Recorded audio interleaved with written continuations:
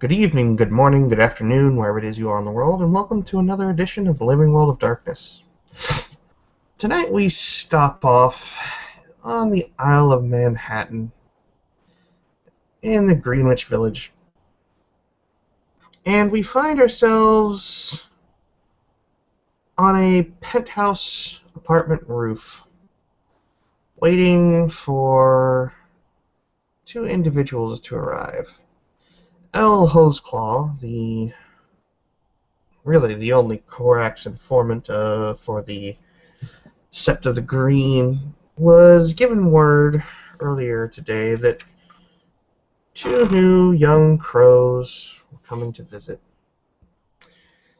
and might be staying a little while to help out in service with the pack, as it seems, or with the Sept, as it seems that the Sept definitely needs its help, as it has its fair share of problems at the moment from external sources. In that regards, L got communiques of two individuals, one by the name of Juno and one by the name of Isaac. The emails he sent out asked the two newly minted were-ravens to meet him at his apartment.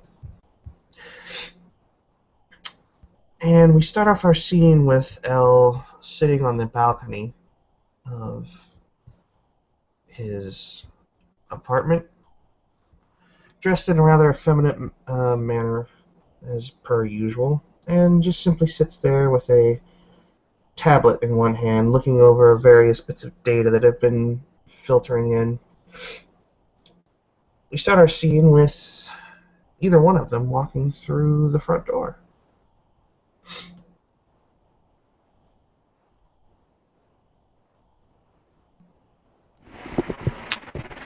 Well, Isaac will walk in, dressed in not exactly a suit, but something casual with a long coat.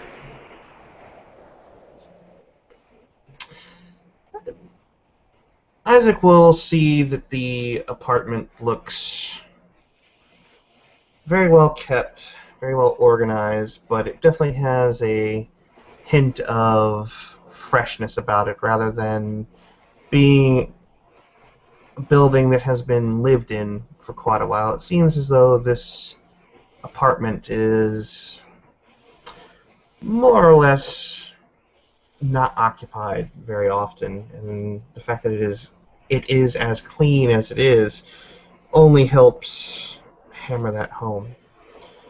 But the young woman that opens the door for him, garnering the appearance of a secretary, just simply motions him towards the balcony, or rather the rooftop little area. And Isaac will head there and just take a look around, noting how clean and orderly everything is. When he comes outside, he'll see somebody who is fairly small in stature, maybe only 5 feet and 6, oh, well, maybe only about 5.5 feet, really. Wearing a bit of makeup and wearing clothing that wouldn't necessarily signify any real telltale gender. But Elle simply smiles and, with a very fair voice, leans forward. Isaac, I take it? Yes. And you would be L, I presume.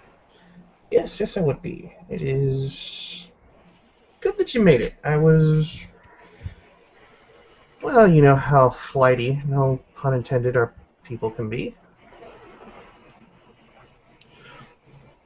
Oh, trust me, I know. I flew in just earlier this morning. Hmm. I'm glad you didn't use your arms are tired. You'd be really surprised how often I get that when meeting new people. I will look down at the tablet and frown a bit. I wonder where the other one is. A little late. And just as Elle says that, there will be a knock at the door. The assistant will open the door, greet Juno, and then simply usher her towards where the other two are sitting, or, well, one may be standing, one is definitely sitting, out on this rooftop that overlooks the city. It's actually rather pleasant. Juno will walk out onto the balcony area, and she's wearing pretty dressy attire. I would say more of a light-colored dress, and she clearly cares a lot about fashion. She'll have a necklace on, bracelets, heels, and her makeup will be done. She'll glance between Isaac and Elle and sort of tilt her head off to the side and smile charmingly and say, which one of you is Elle? I will look to Isaac and then back to Juno, and then just simply raise his chin a little bit and smirk. That would be me. Nice to meet you. She strolls a little bit closer and holds out a hand. Juno. Elle will reach out and shake it with dainty fingers and a very light grasp. And she'll actually reach out, or he'll reach out for Isaac's as well. Isaac will shake Elle's hand and glances back at Juno a few times.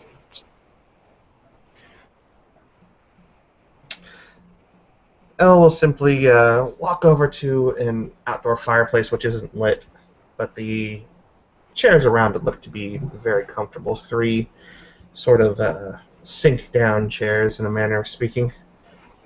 And Elle will simply plop into one and curl his legs up into the cushion.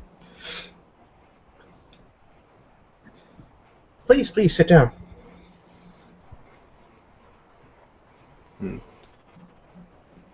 Isaac would go over to the table and pull one of the chairs out for Juno before taking a seat somewhere between the two of them.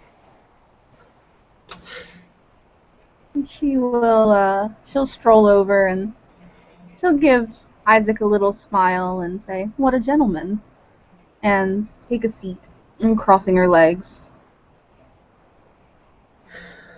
So, you two. Let's see. I got a little bit of information about you. Probably more than, well, I know I would like, but it's always interesting to hear it from your perspectives. And Elle will look over at Isaac first. Tell me a little bit about yourself. Isaac goes, well, I was attending college here for creative writing, and that didn't quite go the way I would want it to. And he kind of like just scratches his hairline just a little bit. Says, it felt like it was tying me down or holding me back too much and taking up way too much of my time. So I decided to make the courier business my full-time job. All right then. And how did you end up out this way? Well, I heard good things about the college originally, which is why I originally came out here, but it'd be good for someone who didn't mind being held down to a college for a while. And as far as being introduced to our persuasion. That was handled before I left. Fair enough. But you're here in the city now, obviously under some orders, I understand that, but I'm wondering, you plan to stay? That's always a big question I have for anyone that I'm supposed to look after.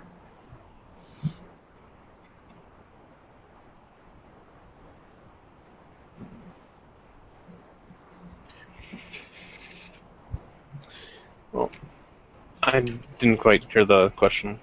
Oh, basically, I'll just ask, that ever since becoming a Corax, obviously that Isaac was sent here to by those above him, so to speak, superiors, and Elle always likes to know, and asked quite bluntly, if Isaac plans to stay, knowing how their people can be. He, he kind of glances up at the sky while he considers this and says, at least for the foreseeable future. That's a very good answer, Isaac. Very good indeed. You'd be surprised how many times a young raven has no problem saying, I'm in this for the long haul, and gets very enthusiastic, and before the second month is through under my tutelage, they just sort of flake out and decide they want to fly south for the winter, in a figurative sense.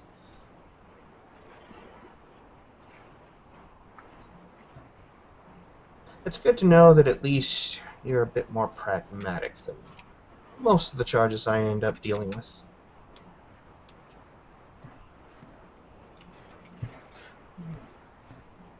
And he nods and says, I'll take that as a compliment. It was meant as such. He'll then turn to Juno. And you, my young lady.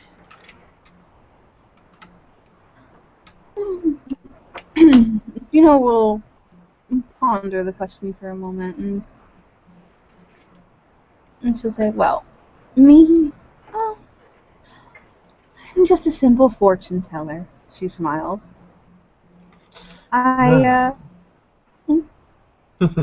Please continue. Well, my adopted father and I used to travel around the country quite a bit.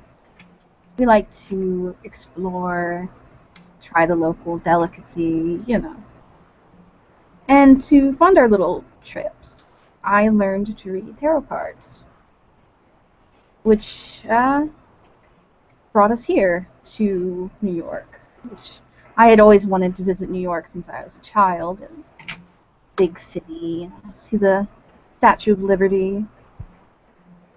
But sadly, my dear father, he passed away. That's unfortunate. It really was. He was a good man.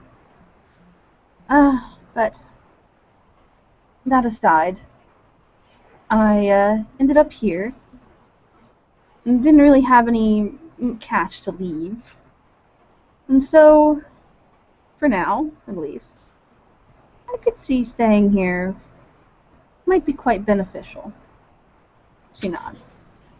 Well, there's certainly quite a bit to do around here. Certainly a fair bit to assist with. I'm pretty sure you know that if you are here and you're in service, so to speak, that it is, for the most part, to our friends over in Central Park. And she nods to this. And she'll look between the two, or he'll look between the two of them. Now, my question for you two is, how much experience have you had in dealing with the Garou?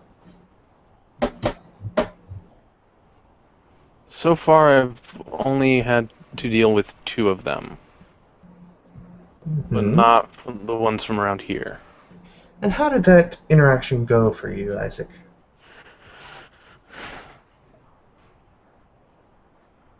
Oh, he To be honest, it scared me the first time. During I could definitely see that. when two furry friends walk out of the forest, it's not exactly a comforting sight for your first time. No, it certainly is not. Though I should warn you, of our various number of cousins, there are creatures out there that are far more terrifying, let's say, than just the wolves. I've only met a handful of them. I was unfortunate enough to meet some of our rodent friends. Trust me, you don't ever want to meet them. Very ill-tempered and ill-mannered, and they all seem to smell in one way or another. And then there are distant cousins with multiple sets of legs. I'm not really sure what to make of them, as I've only encountered them a few times. But be aware that they are as numerous as we are in this city. Not so much so as the wolves, obviously. But I'll take it that you understand how to mind your manners around the Garou.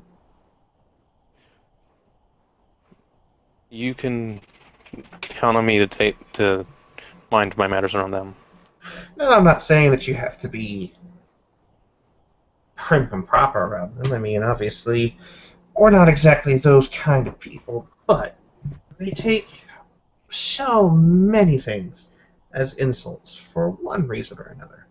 And while you're not necessarily forbidden from calling them out on, well, let's just face it, out on their bullshit and their bravado, I'd pick and choose my words carefully. I've seen them rend each other apart for simply minor disagreements, so just keep that in mind. And I would rather not get on the wrong side of their claws. Yes, neither would I. Trust me, it's not a pretty sight. He'll look over at Juno.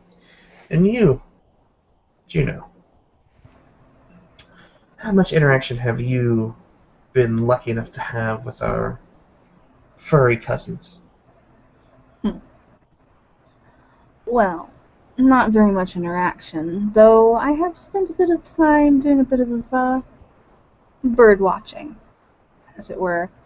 I've been, I'd heard rumors that there were some wolves around, and I took some time to watch. I've seen one or two, but I have never dared to interact. I wasn't really sure how they would take to me. She nodded. Well, they can be somewhat volatile. I'm sure you've heard stories from our fellows here and there. You know how we all like to talk. Indeed. And gossip about the wolves usually comes up in conversation at least once a night when we all get together. I'll tell you this. For the most part, everything I've witnessed about it is the younger ones seem to be far more accepting of outsiders than one might traditionally expect. I've seen them interact with the fair folk on numerous occasions, and they're not exactly what I would call your prototypical wolves.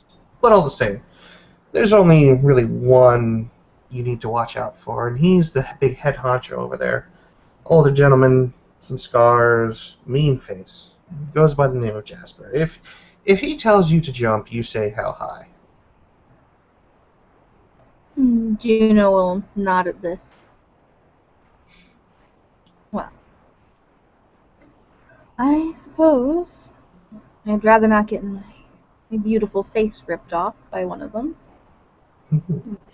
That would be quite the tragedy. Now we'll just wink and then pull up the tablet and start to make a few notations. Now, as much as I would love to be able to have the two of you stay here and talk the night away, because I do enjoy my conversations, sadly, it's afraid I'm going to have to put you two to work fairly quickly. Oh? Something the matter? She tilts her head. Well, I gave two younger wolves a little task to take care of. And, well, they failed miserably. Some of my contacts within the set told me that one of them came back maimed beyond anything that they had seen without any combat being involved, as I understand it. So, there is a little warehouse over by the East River in the northeastern side of Manhattan. I would need the two of you to go out there and see what you can find. There is a particular warehouse, and Elle will move to sort of crouch in between the two of them and hold up the tablet and begin to give a few pictures on MapQuest of the, or Google Maps rather, product placement, yeah, and basically show them a picture of the warehouse from the street view that they need to go to. Now, I sent those two in hoping that they would have enough common sense not to try and work their way over a 10-foot cast iron fence with razor wire lining the top, and Elle will point out the large spools of razor wire that cover this large fencing unit. It's still early enough in the evening that I think you might be able to get out there. So what do you say? Would you mind going in there and just snooping around? Sounds like a great way to spend an afternoon. And the rain has stopped and the moon's coming out, so I think it'll be a nice evening. Now, there are a few things I should warn you.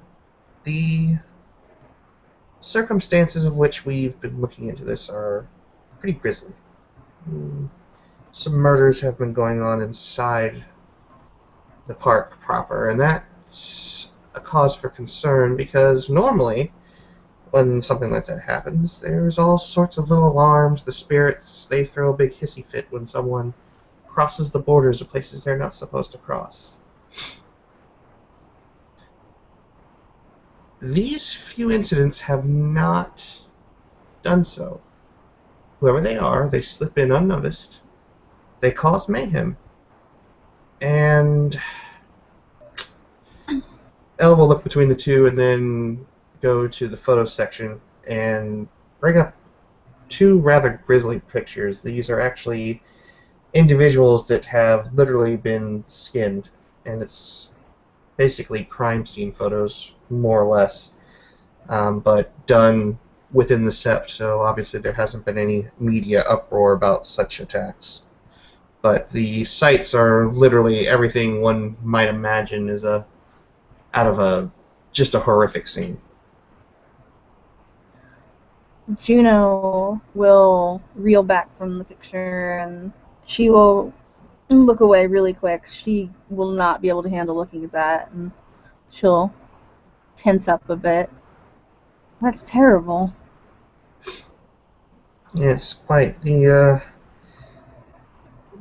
head honcho over there in the park, his younger brother was an unfortunate victim, among others. So you can understand that he's been quite adamant about finding out what's been going on. They've been pretty tight-lipped as to why somebody would skin the others, but I have had some dealings from up top. It doesn't look good.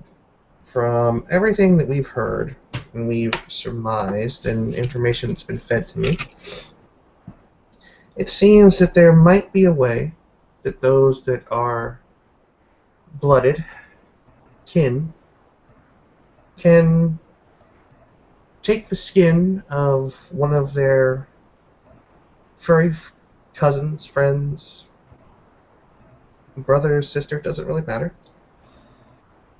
But they're able to take these skins and use them to become Garou themselves.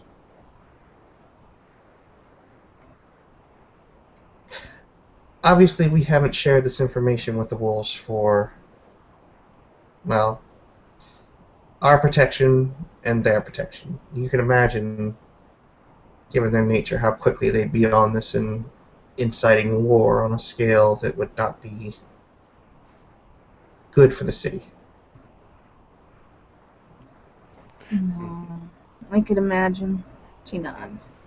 Isaac just nodded, and his reaction to the photos was more of a kind of like watching a train wreck. You want to look away, but you just can't.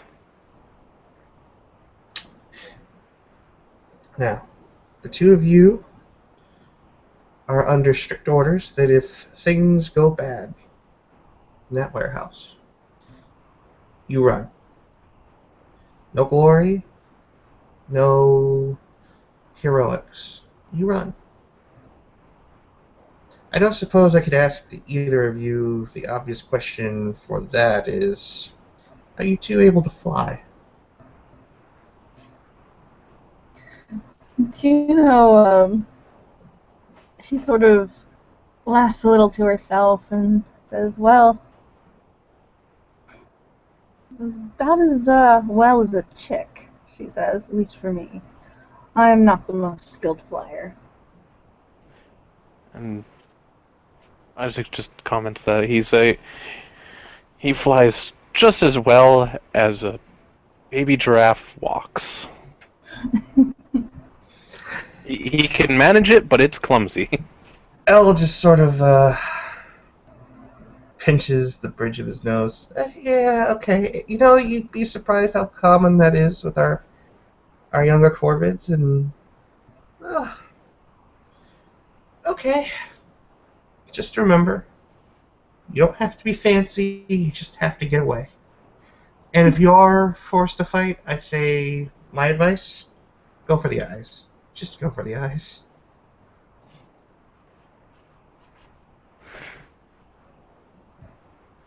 Juno will nod at that and tilt her head. Is there anything else we need to know, or should we get going? You should probably get going. Oh, and Elle will stand and walk inside without saying much, almost as if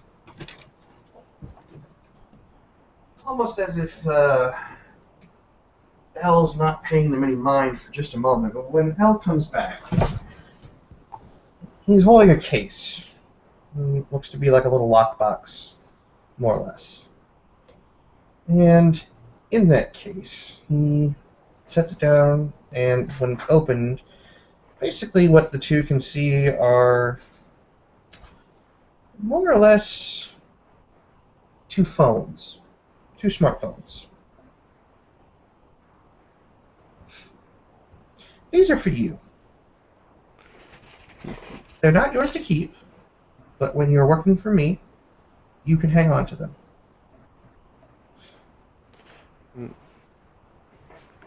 Isaac will pick one up, and he looks over it for a moment, says, thanks, but I already have a cell phone. No. Not like this. Let's say you two get into trouble out there today, or tonight, and while you're out there, you get forced into the Umbra. Let's just say that. Follow me so far? Mm-hmm. I can be sitting here, doing some work, getting some notes, checking up on gossip, all that good stuff. And when you call me, my phone will ring on this side.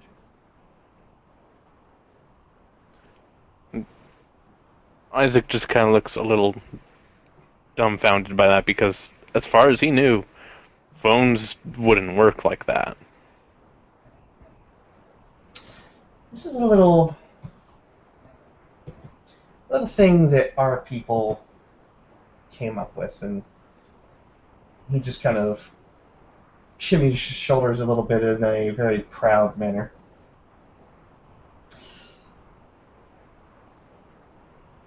Well, we came up with it in a manner of speaking anyway. We call these U-phones, and they're pivotal to what we do as far as getting information to each other quickly.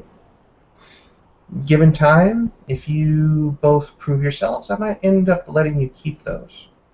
But for now, when you're out on business, you may have them, and when you're done with business, you bring them back and drop them off with me. Juno nods.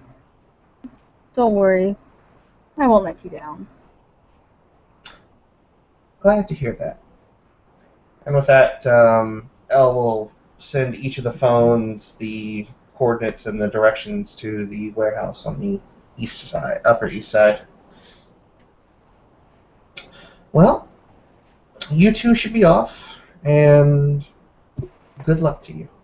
Consider this your initiation into my service.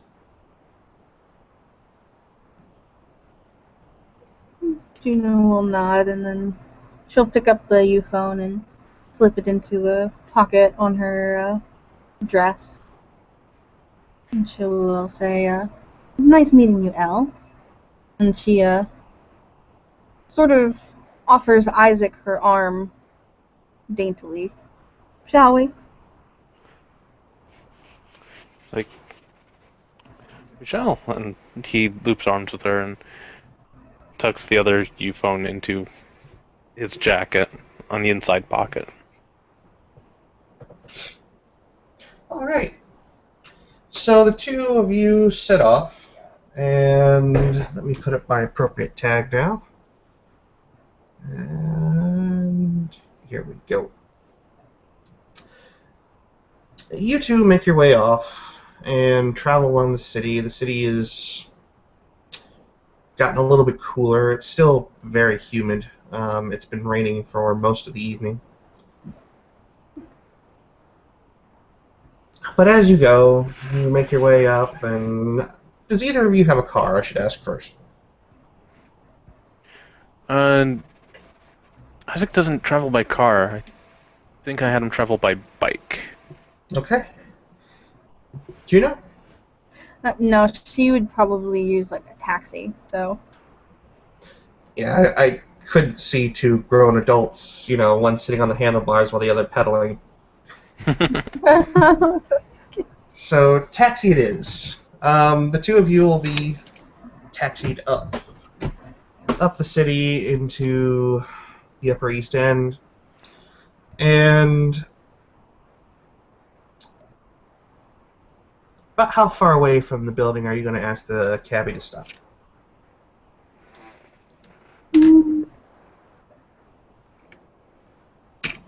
I'd probably say a block or two away. What do you think? Sounds reasonable. No. Okay. Well, you guys basically come out to the same, more or less the same scene that the two Cleoths came upon earlier. However, there seems to be a fair number of flashing lights. And they're blue and red, not red and white, as one might hope. And when you make your way closer, you can see that there are some people milling about, the typical slack-jawed gawkers. And they seem to have a tarp sort of in a frame set up around a section of fencing, but if you look on the ground and the way the light is shining off of it, you might be able to see something if the two of you could give me a perception and alertness roll.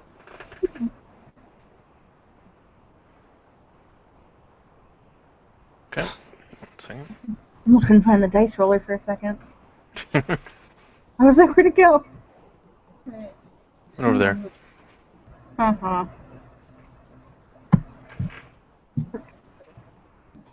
And what's the difficulty?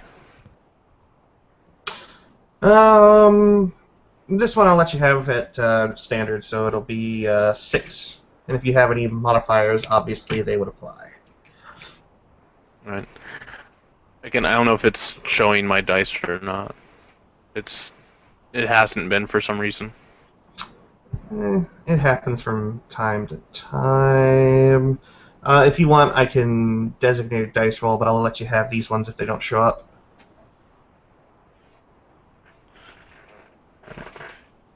The Oh, hers came through just fine, so might just do it for you. How many did you have, Isaac? I had 4 successes, but I had a 1, so 3 successes. 3 successes.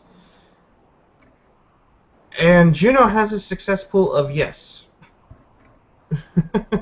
5 successes. Okay. Isaac, what you see on the ground is a fair amount of blood pooled on the ground. Just underneath the tarp. Obviously they have their spotlights and floodlights in there or whatnot. So it's sort of hard to see to the naked eye, but you two are probably, you're a little bit more keen sense than the average Joe. So when you look down, you can obviously see that's blood and not water.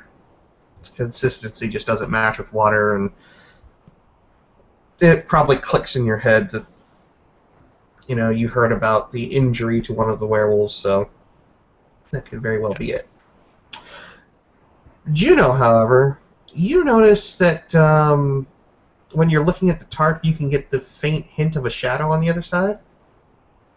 You can see like the outlines just vaguely of the razor wire, but when you look up there, you see like something sort of dangling and hanging from it, and you can see what looks to be like bits of shredded cloth that kind of wave in the breeze. And it's only when the tarp sort of moves in the frame a little bit, when a breeze passes by, can you catch this ever so slightly.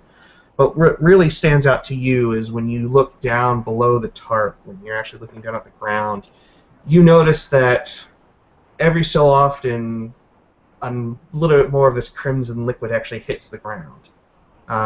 What appears to be just under whatever this is that's hanging from the razor wire.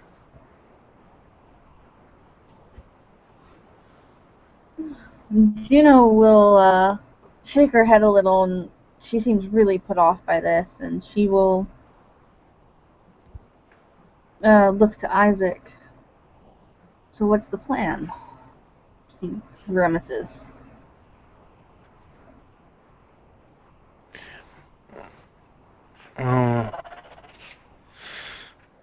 Isaac looks around. Just how many people does he see in the area?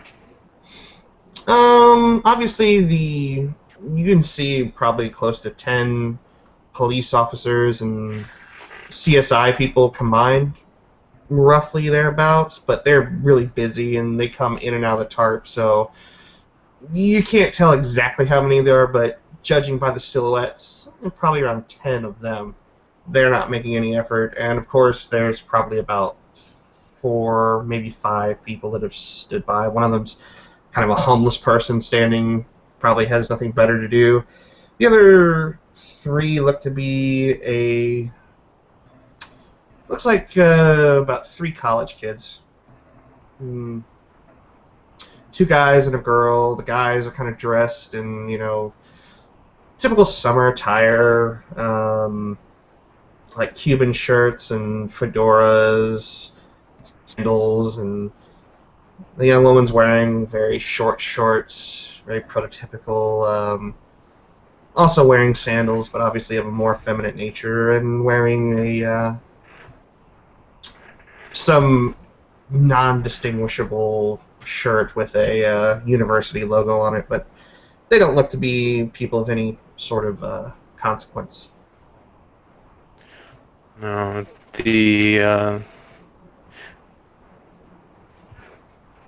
I think just because if there were less of them, it'd be a lot more manageable, but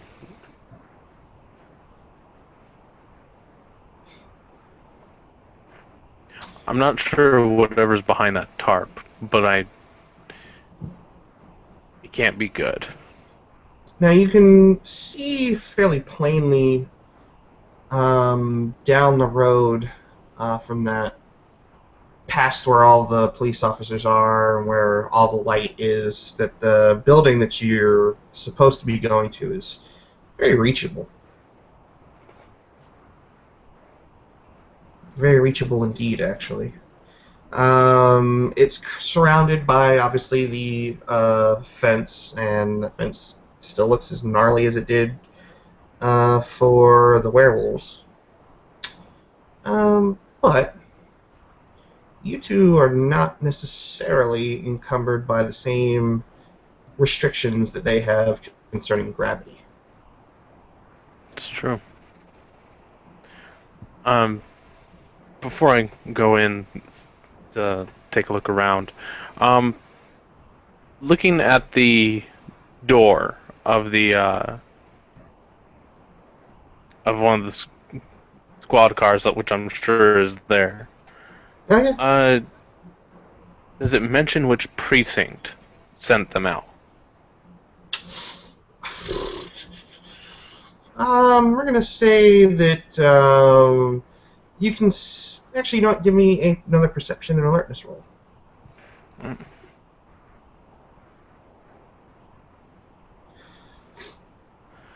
Let me see how detailed information you get from aside from the obvious.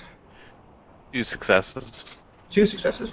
Okay. Yeah. You see the tag, obviously, for the 53rd precinct on the side of the door. You know, they're always proud about showing off where they come from. And you notice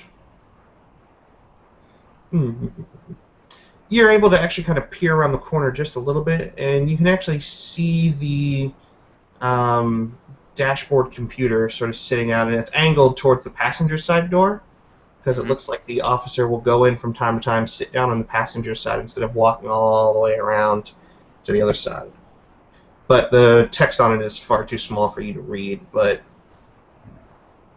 if you manage to get closer, you could probably take a peek.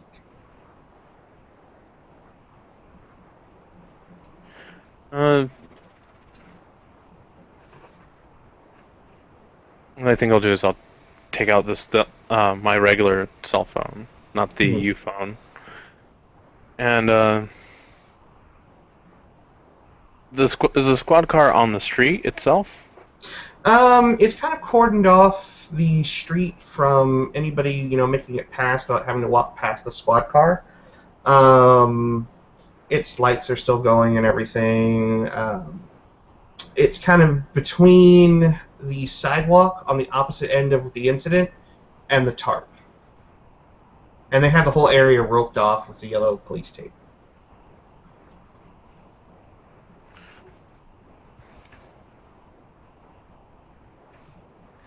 Well, what I'll do is I'll have my cell phone open and just make it look like I'm texting away. Really, I'm bringing up the camera app and walk over and pause as if I was in mid-text, and I'm just started to rubberneck while pointing the camera at the screen. Okay, well, while you're doing that, the officer doesn't notice you. He's too busy with what he's doing. Glance down and take the picture before, again, heading back as if I'm still tapping away to send a text. Okay. Going off I kind of gather what you're trying to do here. Let's see, what will you get? You get 3 tidbits of information, potentially. Okay. So you're not going to get the individual call, like, you know, what the code was. You're not going to get the details of who put the call in. You see some sort of just legal mumbo jumbo, the sort of call codes that they have, like, you know, 1097 or things of that nature. But what you will notice is that that they're taking a keen interest, that an informant has told them to start checking hospitals around the park, around Central Park. Oh.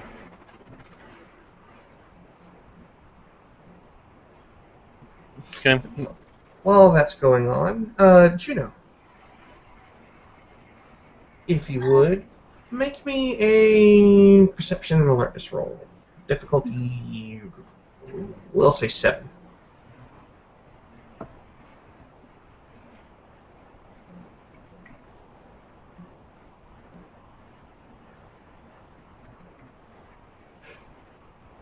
Hmm. 3 successes. Do you happen to have a specialty? Um, for what? I'm sorry. Your perception or your alertness. Do you have a specialty in either of those? If you don't, that's fine. I don't think I do. I mean, Okay, that's fine. You've noted you're actually kind of, you know, panning about, looking at the scene. You notice that just past where the light kind of ends, you notice that there is a guard area, like a gate. But you notice that the guards are actually standing in the sort of area of the floodlight, like they're just looking. And as far as you can tell, there's nobody at that guard booth right now, at that gate. well, after Isaac finishes with getting the picture, she will walk over and very lightly whisper, like, she'll link arms with him again, as if to seem as though, like, she's coming up to his side, as if, you know, she knows him very, like, closely, like, you know, like a girlfriend sort of thing. And she'll mutter to him and sort of nod her head in that direction and say, no one's paying attention, we could slip in.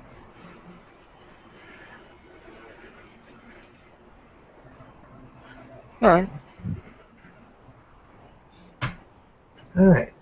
So are you two going to make your way over there? Yeah. Your camera turned off, by the way, Dave. Camera turned off? What? Yeah, Oh. Okay. sometimes it'll do that. If you hit it once or twice, it'll come back pretty quick. There it goes. Alright, so if you guys, how are you guys going to enter in there? Are you guys just going to walk right in like you own the place? Or are you guys going to be a little stealthy about it?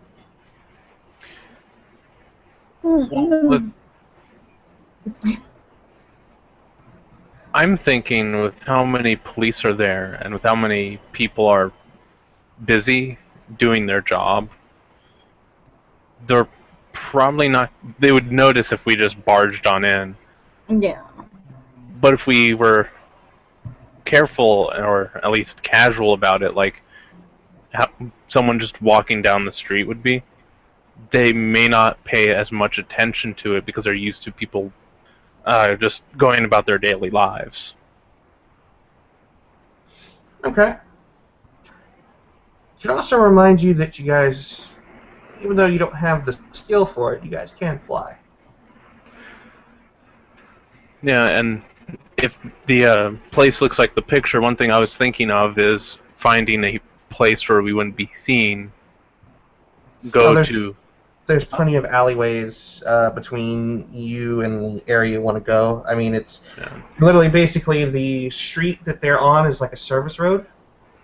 Not really highly populated, and then other buildings like supply stores, all the sort of stuff you would see in an industrial area, like daytime delis, things of that, or bodegas, things of that nature are kind of on the next street or on that street. They're just the backside of them is facing the actual Yeah. docks. So there's My- plenty of places to slip into unnoticed. Basically, I was gonna go there, switch to Corvid, and try to land on top of the building so I could get a better vantage point and look around. Okay. Do you want to spend a point of rage to shift once you get into concealment, or do you want to roll for it? I was thinking roll for it. All right. Stamina, primal urge. Corvid, I believe, is difficulty 7. Let me just double check. Might be 6. The Korax are unique in the fact that they only have.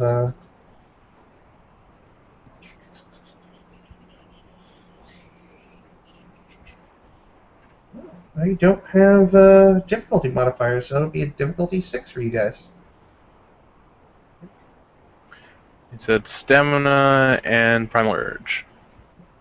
Stamina, primal urge. Right. 3 successes. Oh yeah. Once You I've shift. ducked into an alley, made sure no one was looking around. And... Yeah, you shift just fine. And Right. Juno, will you be joining? Yes. Juno will do the same. So what do I'm gonna spend a point of rage instead of rolling though. Oh, okay. That's fine. So then your shift is instantaneous. You shift into your Corvid form, and now you guys get the fun task of rolling your just your straight up dex with a -1 penalty, -1 dice.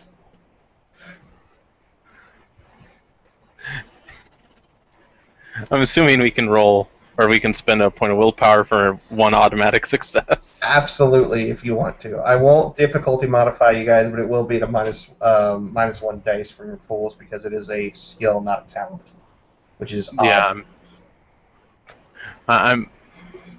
I'm going to spend 1 point of willpower for the automatic success then, and the 1 die I had to roll was a 6, so... Okay, so yeah, you actually fly up there fairly skillfully. I'm sorry, what was it I needed to roll again?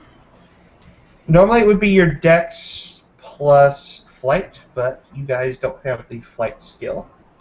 So, So Yeah. it's your dex -1. yes. Okay. Difficulty 6. And you may spend a willpower point if you so wish.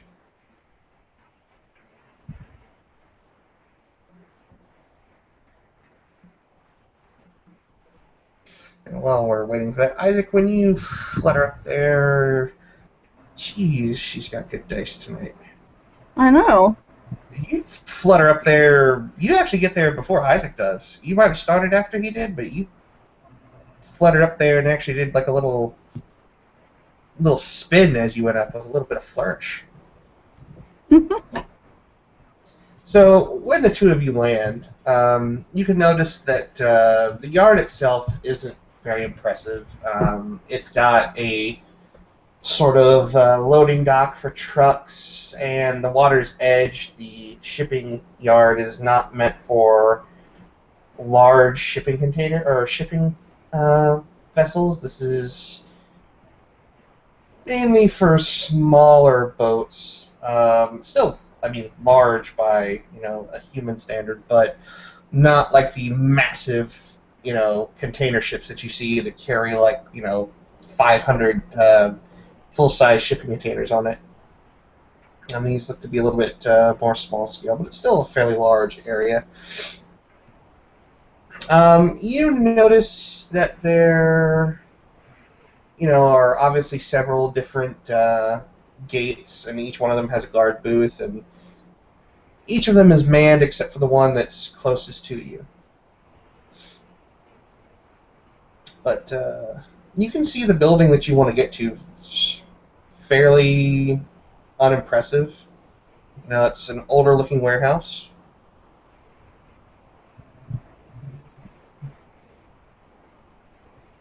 Right. Are there any windows open on it, or? Windows open. Let's see. We go back to the fake dice. No. In fact, these windows are not only shut, but they are barred as well. Crap. This is New York, and Upper East Side isn't that far from Harlem. Hmm. Hmm. And the building that we want access to. Mm-hmm.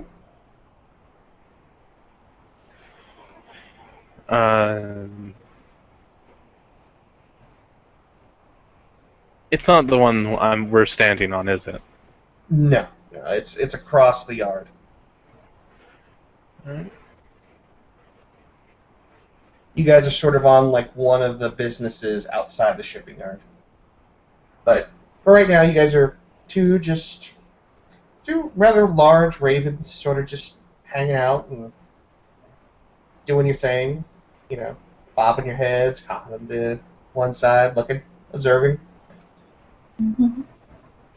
Preening every now and then to blend in. Yeah, totally nonchalant ravens.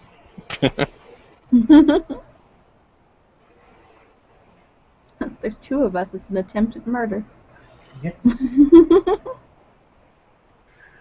might have to Well, rename the scene. what I guess I'll do is I'll hazard flying a circle around the building just to see if I can see if there's a way in from from the sides that we can't see from this angle. Okay.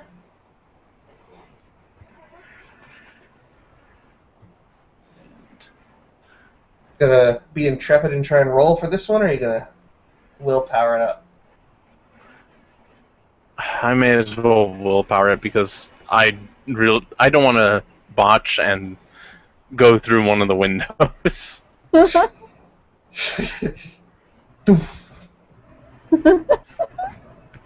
Alright. And I rolled a 7. So Okay. Alright, so you fly off and you sort of jump around, and maybe one of the CSI guys who's kind of in the middle thing kind of looks up at you and frowns a bit. That bird just really doesn't know how to fly, as you fly very awkwardly. But he goes back to what he's doing, and you flutter along, and roll me a perception and alertness check. okay. And I'll give you at a -1 difficulty, so it'll be difficulty 5 because you're up above, and birds have pretty good eyes.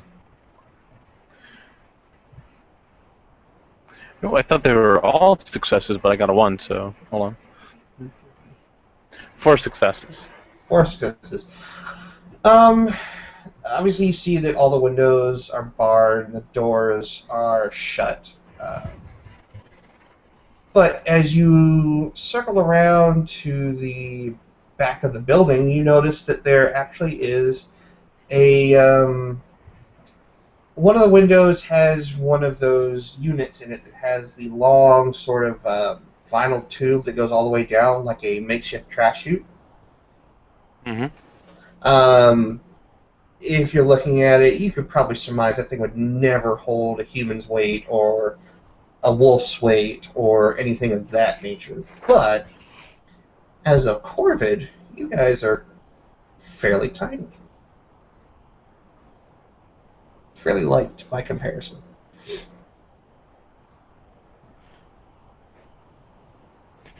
All right. Well, I guess what I'll do is I'll land on that side of the building, but like on the top of the building, Mm-hmm. and just like tap my beak on the roof, just using the gift Morse. All right.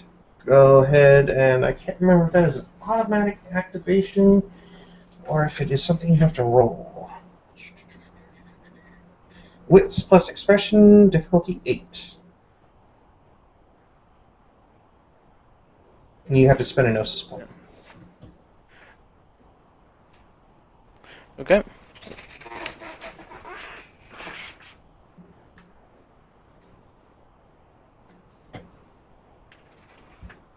Three successes. It would have been 4, but I rolled a 1. Fair enough. Alright. The message I'm trying to convey to Juno is, I found a way in over here.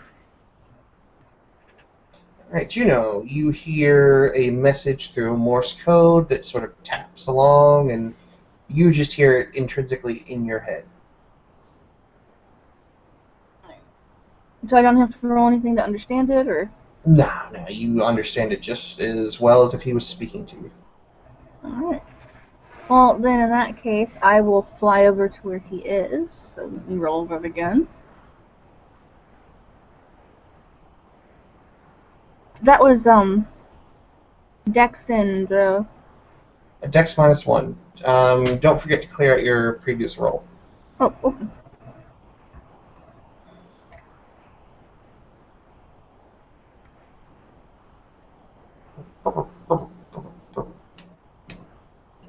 Ew. Oh no! That's not a botch, is it? It's a 151. That's a botch. Oh god. Okay. I need to roll a fate dice for you. Okay. You are so lucky. If that had been a neutral or a minus, you'd be caught right up in that razor wire. Oh my god. Isaac, what you see as Juno attempts to fly to you is she jumps and she opens her wings and she gets the first few flutters. But after that, she doesn't quite get her bearing the way you would hope in a situation like that. She starts to veer to one side, and as she corrects to go to the other, she really overcompensates.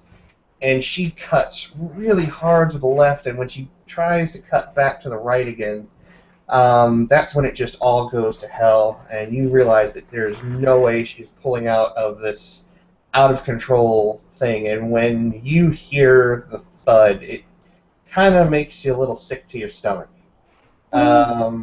I need you to soak 3 bashing, and that's a difficulty 8 soak for you. So roll your stamina. Ugh. Let me check. Oh god, my stamina's 2. Make sure you have your Corvid modifiers. Corvid gets a +1. Oh, doesn't get anything stamina, so yeah, that is 2.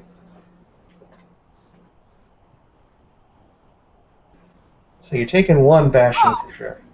Well, at least, Holy shit! Okay, so you hit the bars pretty hard, but somehow your wings don't snap. As you just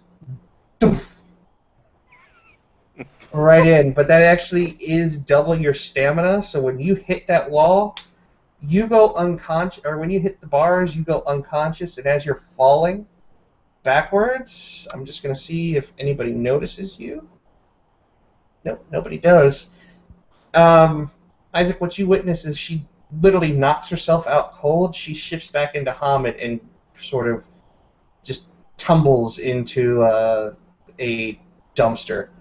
And that is actually going to cause a bit of noise. I'm just going to roll the police's perception. Or, well, not the police, but rent-a-cops. And, okay, well, they hear it. And Isaac, what you see is you see your companion, Juno, in this lovely dress, sort of just sprawled as she just kind of hits the top of the dumpster, and it makes that loud, like, gong sound almost. without the reverberating echo, and then just crumples into a pile of trash bags onto the ground.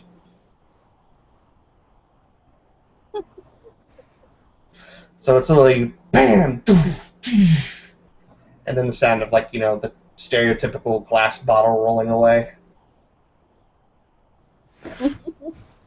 Stand there for a few seconds with my beak agape. Like,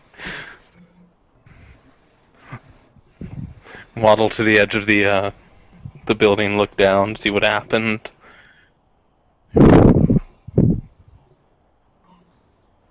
And the rent-a-cops, what are they doing? They kind of look up and they're looking over towards that general direction. If you want to make me a manipulation and, let's say, performance roll, you can literally start making yourself kind of a commotion in a way to, I don't know, maybe trying to make them think, oh, it's some birds in the trash. I was actually thinking about something like that.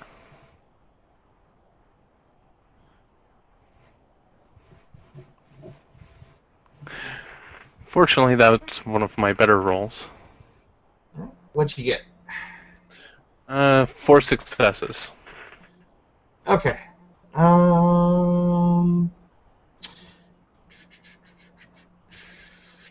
Yeah, I think that's enough. That should do just fine. You actually see the guards look up at you. Describe to me exactly what you're doing. How are you pulling that off?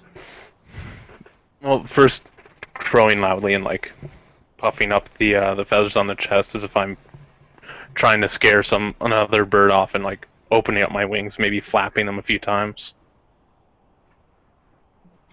Okay. That's good enough for now. Alright, so now what are you doing? And remember, you can glide without having to roll.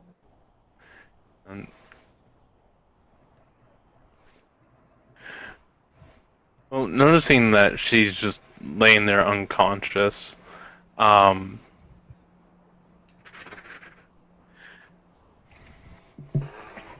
wait for them to turn away and walk off before gliding down, using kind of like a corkscrew pattern to go down without having to circle back around. Alright. She's laying there. I don't know if you've ever been around anybody who's ever been knocked out cold. Yeah, But I she's have. kind of laying there making that snoring sound almost. Those inhales. That sort of thing. Yeah. Because, yeah, she definitely knocked herself out. If you would please make me a stamina roll, Juno. Mm-hmm. You're going to need a total of 3 successes to regain consciousness.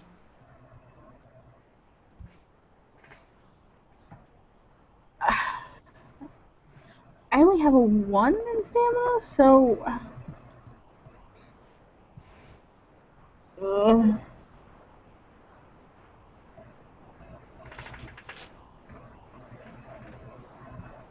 Just roll your 1 dice, it'll be fine. Okay. There's 1. Alright, so Isaac, as you get down there, you kind of notice that she stops making that awful noise and just starts groaning ever so slightly. If you want to go ahead and make me another roll. Juno? Oh, hold on, let me clear it first. Right.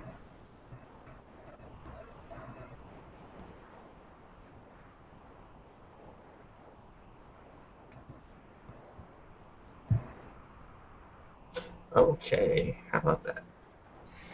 Alright, you're starting to come around. Take it away, Juno. You're starting to wake up at this point. She'll, sort of shift a little and one hand will come up and she'll rub her head, like, oh. You've got a knot about the size of a baseball on your forehead. Oh my gosh. Well, she'll just groan more and it's like, oh, my head. And she'll realize where she is by the stench and just be like, oh, Yeah, not, you are absolutely filthy at this point. no. She's just like devastated. She's like, I paid so much for this dress. Ugh. Where the hell is Isaac? Call very lightly.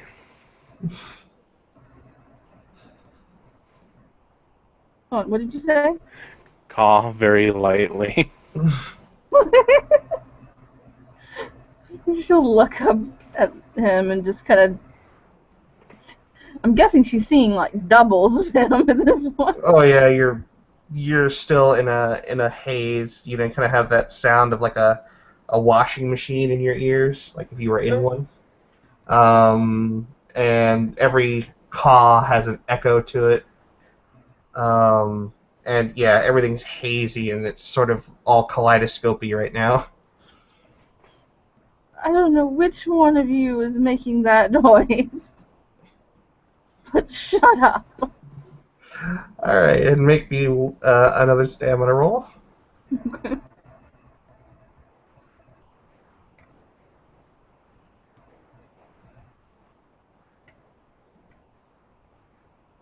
Um, oh no. No, it's just a failure. It's not a botch. Go ahead and make me, or well, no, you things are starting to get a little dark again. Uh, Isaac, if you want, you know, you could assist her a little bit. What I think I'll do is take a little bit of a look around to make sure that no one's exactly looking over in this direction. Okay. And Seems to be. in that case, hop down onto the ground, and trying to use the dumpster as a little bit more cover before shifting back to Hamid. All right. Given the situation, I'll let you have that one for free. yay. Right. So what are you gonna do? She's kind of laying there and just groaning. I think take her by the shoulders and help her straight up. Okay. Your difficulty for the stamina check will be a difficulty 4, Juno.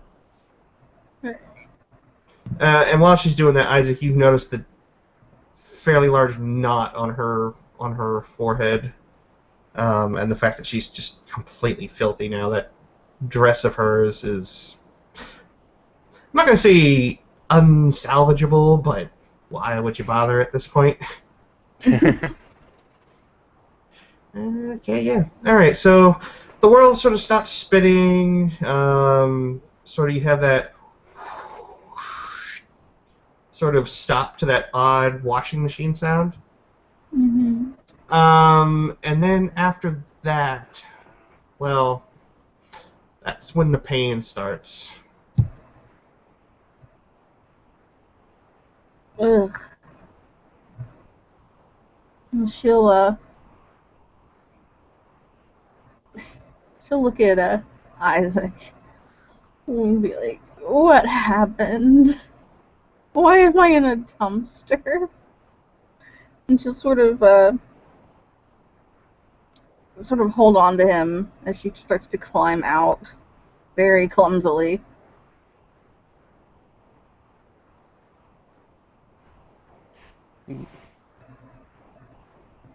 Make sure to hold her aloft while she gets up and helps her out of it. Says, well, you tried making it to where I was, and you didn't.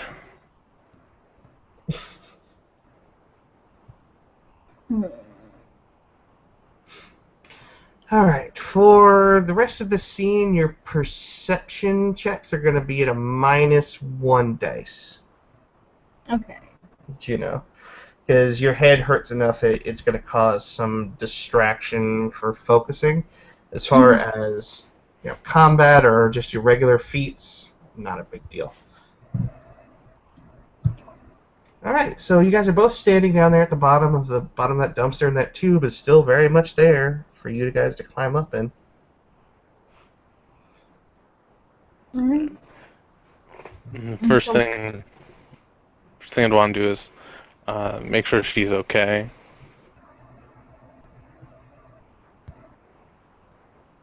So, like, take a look at her eyes, make sure that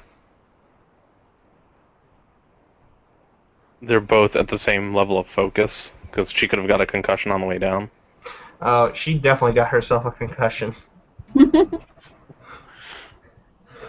One of those people's might be a little less dilated than the other. But she seems to be okay. But don't forget, you guys are also are changing breeds. So concussion for you is going to be kind of a nuisance, but nothing that doesn't fix in a relatively short order. And just kind of like slowly lead her closer to the pipe and just say, "This is the way in that I was going to point out. We could easily go in as a bird." And she'll have one hand on her head, and she'll be sort of still leaning on him a little as they walk over, because she's, obviously still a little bit wobbly, but she'll nod at this. Oh, okay. Good eye. Well, I probably wouldn't have spotted that.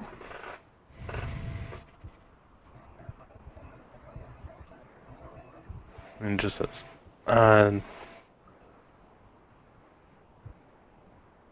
"You want me to go in first, or do you want to?" I've already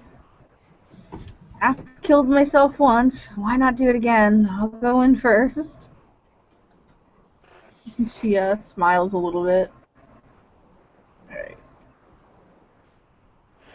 And when she gets ready to go in, I'm going to keep an eye out.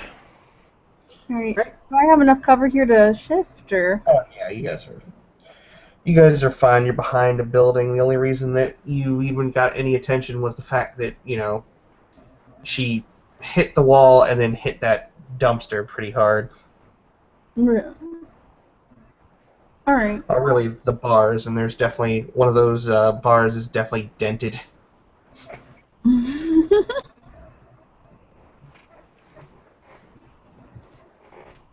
Alright. Sorry, I'm kind of new to this. What do I need to do to shift again? Stamina, Primal Urge. Alright. I don't have Primal Urge, so... Stamina, but because it's a talent, you don't have to, you're not at a minus difficulty.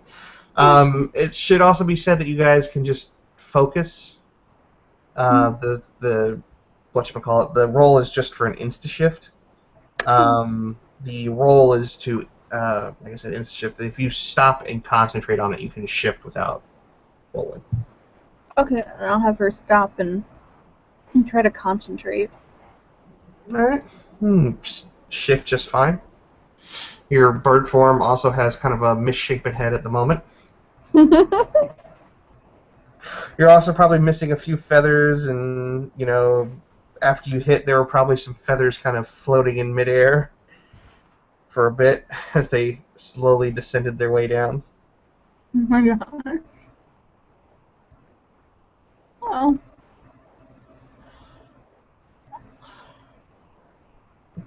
Juno will go into the pipe thing. Okay.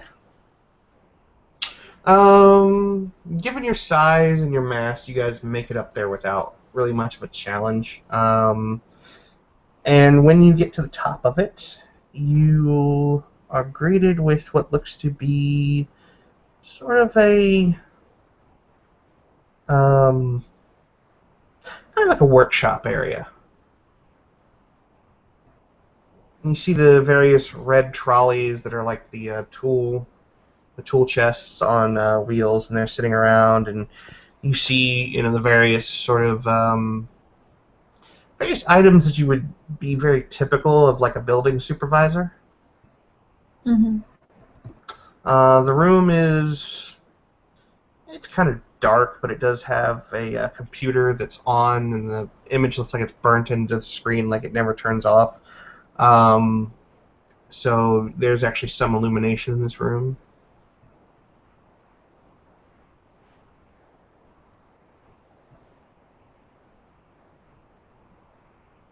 So what do you do? Well, I will probably have a look around, like look at everything. Uh, uh, am I up high or am I like do I need to? You're at window level, so kind of, you know, medium to low. I'll probably have her shift back to Haunted. Okay. Isaac, what are you doing? I wait a while just to give her enough time to uh, get all the way into the room wherever it leads. After a few minutes pass, I'll switch to Corvid, slowly, focusing, Mm-hmm. and just go up the pipe. Alright. So you make your way in, you come up, and you see, the disheveled form of Juno back in Hamid. And, you see the workshop area again, and all the tools and things like that, and the computer on that's illuminating everything. There is a door adjacent to the door, or there is a door adjacent to the window.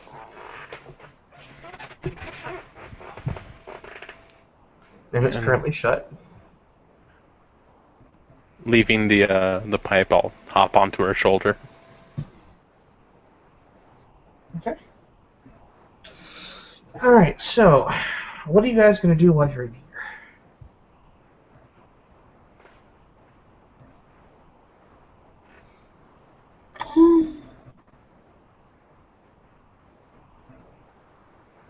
Well, what image is on the monitor?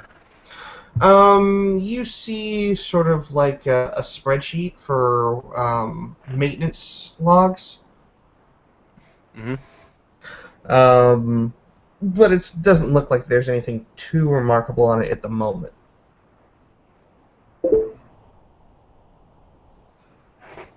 Right, and how old does the computer itself look? That'll give me an idea as to how long it's been here. Well, let's see. Abraham Lincoln died before the Industrial Revolution, so ancient. Yeah. Probably nothing useful on that then. This is where the crime scene was, right? Or No, the crime scene was outside, well away. but do I see any signs of blood or anything in here, or?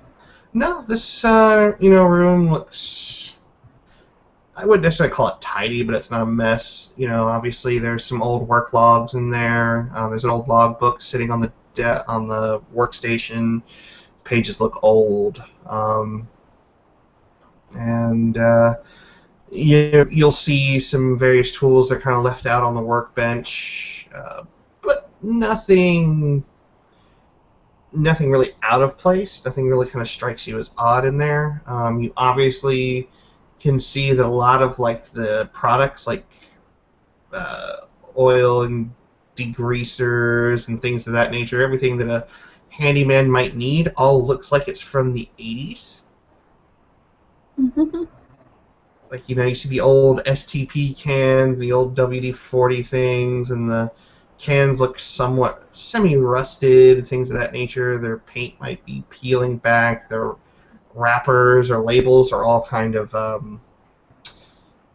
have that hazy sort of amber color to them. Mm-hmm. But, as far as you can tell, this is just an average sort of workshop. And how dusty is it in here? That's the odd thing. It's not very dusty. Even though the stuff in here looks old and ancient, it looks like it gets some fairly regular use. Right. Kind of hop from her shoulder to the computer desk, then from there to the floor. As you land on the floor, some cockroaches scurry across the floor, skitter. Give them a dirty look before going over to the door, and what Isaac does is he tries to see if he can look under the door or listen to see if there's anything on the other side.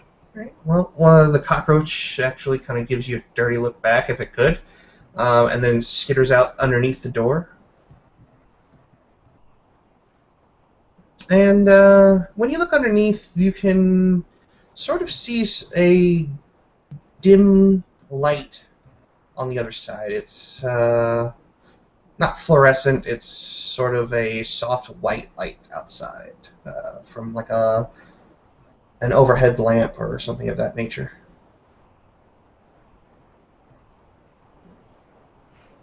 Alright. Look back at Juno. Just see what she's doing while standing right next to the door. And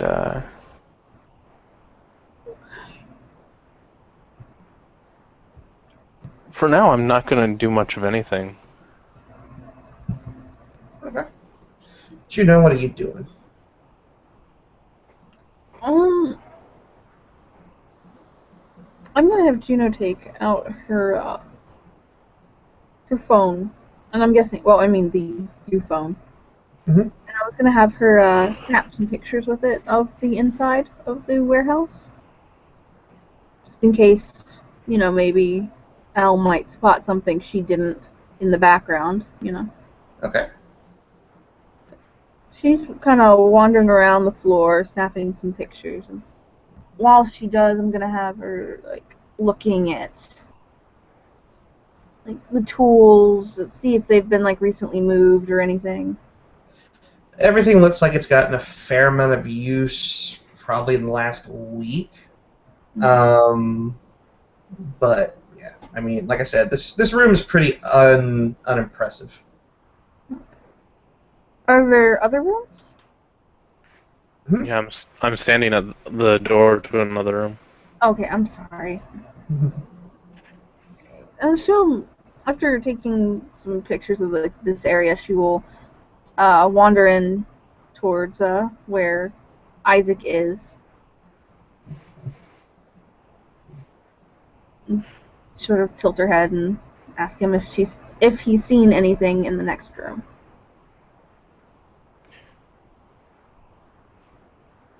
And Isaac will just bob his head a few times, as if nodding. Alright, well, let me get a look. She'll slip in and look around. Should I roll a perception thing? See if I notice anything, or... No, you just kind of open the door and go in. Oh. Yeah. Let's see. You walk in and you're basically at a catwalk. Best way I could describe it. Sort of a catwalk that kind of circles the the area, like the perimeter of the warehouse. And the warehouse isn't remarkably big. It's sort of it's about medium-sized. The light is sort of just on one of those old school like saucer type lamps that's hanging directly above your head. Um, and it's just kind of, putting up light. You'll actually hear the kind of the impacts of a moth that's sort of fluttering around near the light, kind of going into it and then flying away, coming back and going into it over and over and over again. Once she walks through the door, Isaac goes around the door and walks on in. And I'm assuming there's like a handrail.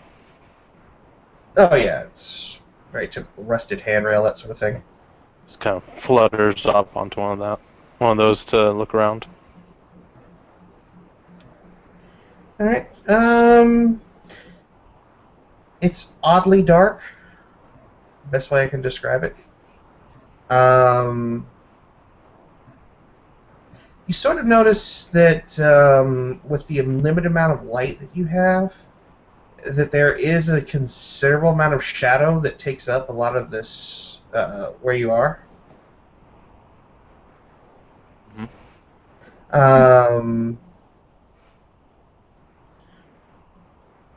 Not too much outside of that you can see though right now.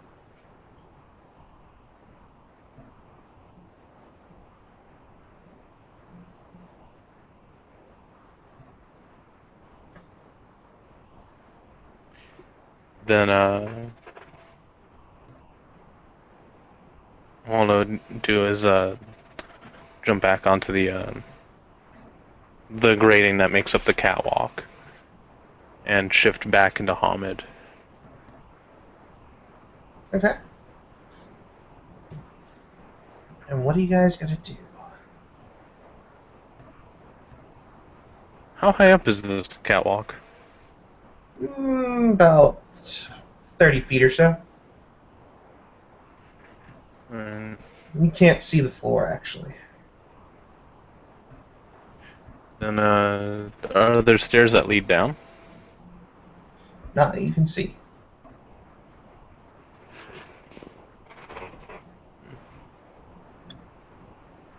Just slowly go across the catwalk and see what I can see from up here. Not so much as the down below, but see if there's like a light switch or something that'll give me access to the area below us. And Juno will follow close behind him, not really liking that it's dark. It's quite dark. Palpable dark. Mm-hmm. So you guys are walking along, and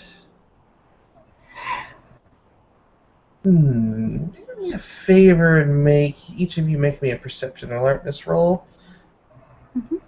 Do me and don't forget your disadvantage. Mm-hmm. Juno. You said -1 dot, right?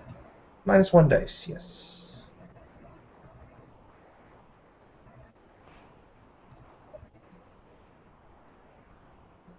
So, what was the difficulty? Let's say the difficulty is, let's say in 7. Oh, I would have had 1 success, but I botched it.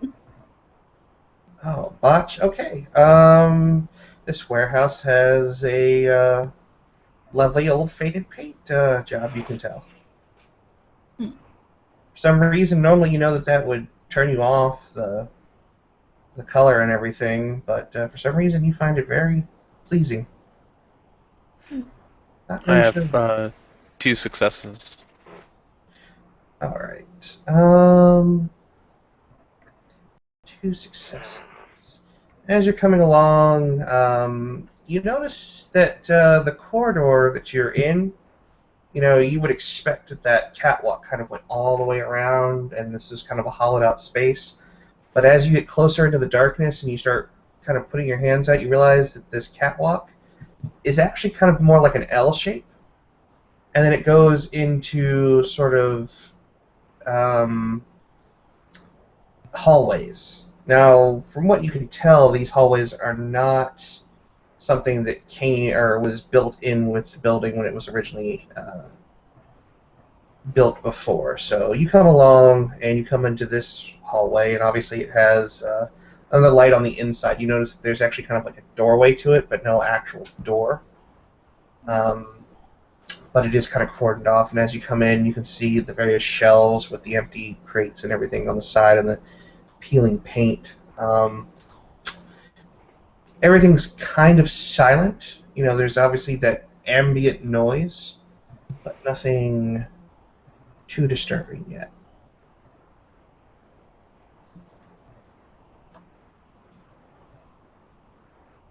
Alright, and before going on, are there any windows in the area that the catwalk is in? None. And you know that's kind of odd because outside there are many windows. Yeah, that's what I was thinking.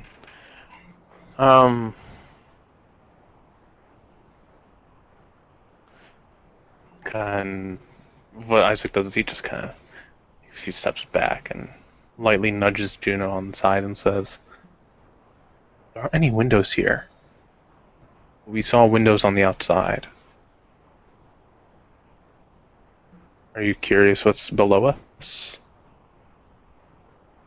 Juno frowned a little and, well, obviously I'm very curious, but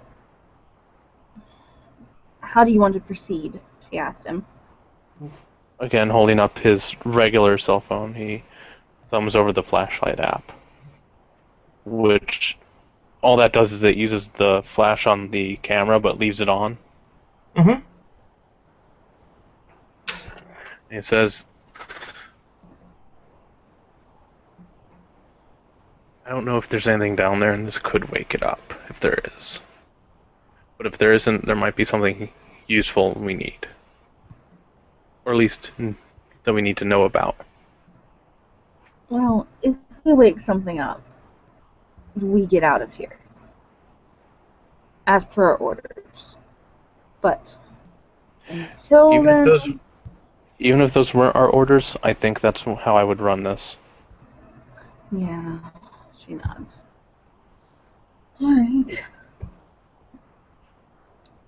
And he'll turn on the flashlight, using the lowest setting first. Alright. As you turn on the flashlight, you sort of get a little bit better image of what's in in the room. And you notice that the corridor obviously goes forward and it ends in another door.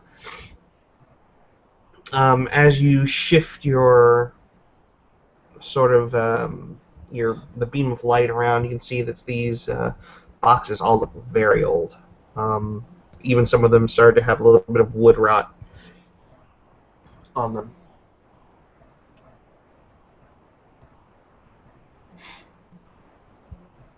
And what about the area under the catwalk? When you sort of walk into this room, this catwalk is not graded like it was outside. This actually looks like a steel floor, riveted steel even.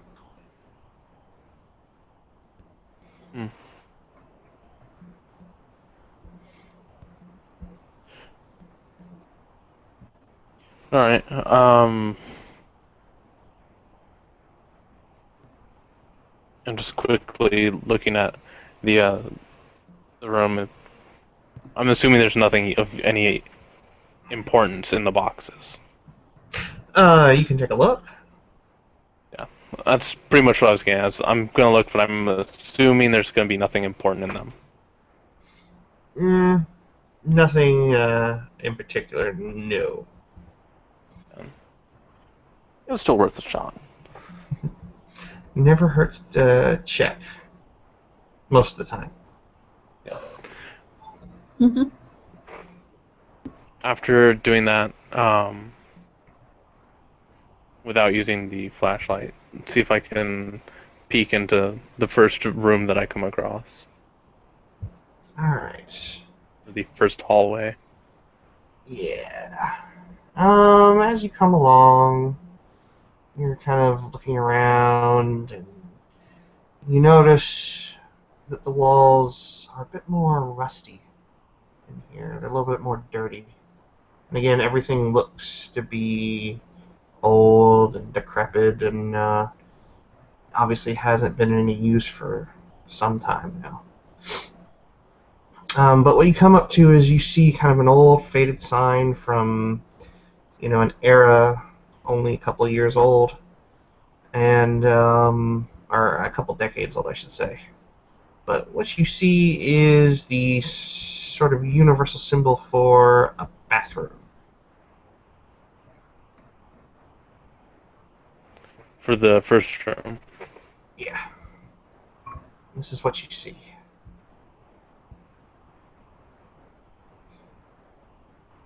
Why is that bathroom caged? Is it caged in the actual location? We're just gonna say no. All right.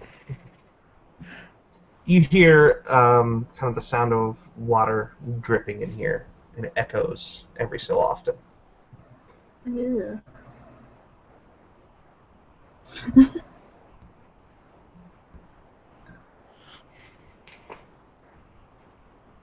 Just Isaac just kind of turns and looks at Juno and says, "Need to go?"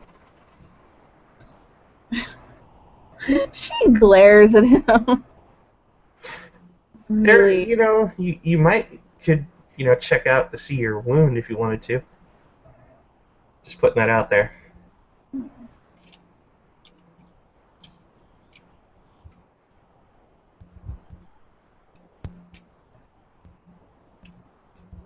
Don't have to, but Yeah. there's a Please. mirror in there. She she'll kind of grab onto his sleeve and kind of pull him with her because she's seen enough horror movies. You don't separate in a place like this. And she'll look in the mirror though, because she'll want to see what damage has been done to her face. Okay. As you kind of go in, you'll when you're stepping on the floor.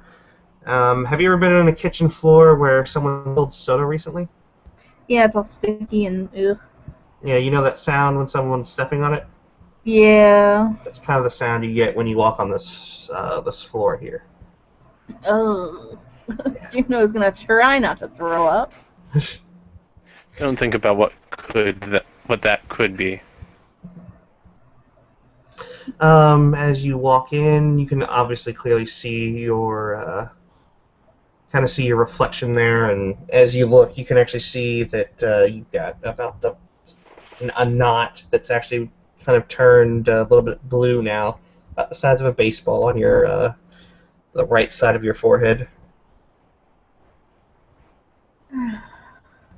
He groans a little and looks at that and And Isaac, while you're standing there, can you make me a perception and awareness roll? Sure.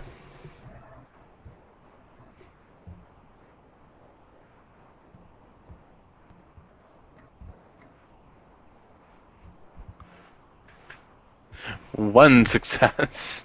Alright, it's very fleeting, but you swear that you get like a little bit of eye shine as you're kind of half looking at her, and you're holding your phone off to one side, and the light sort of catches on something in the far stall.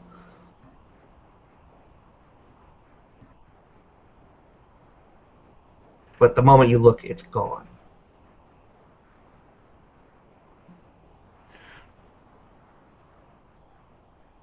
No, I'm just saying, I think this place is occupied.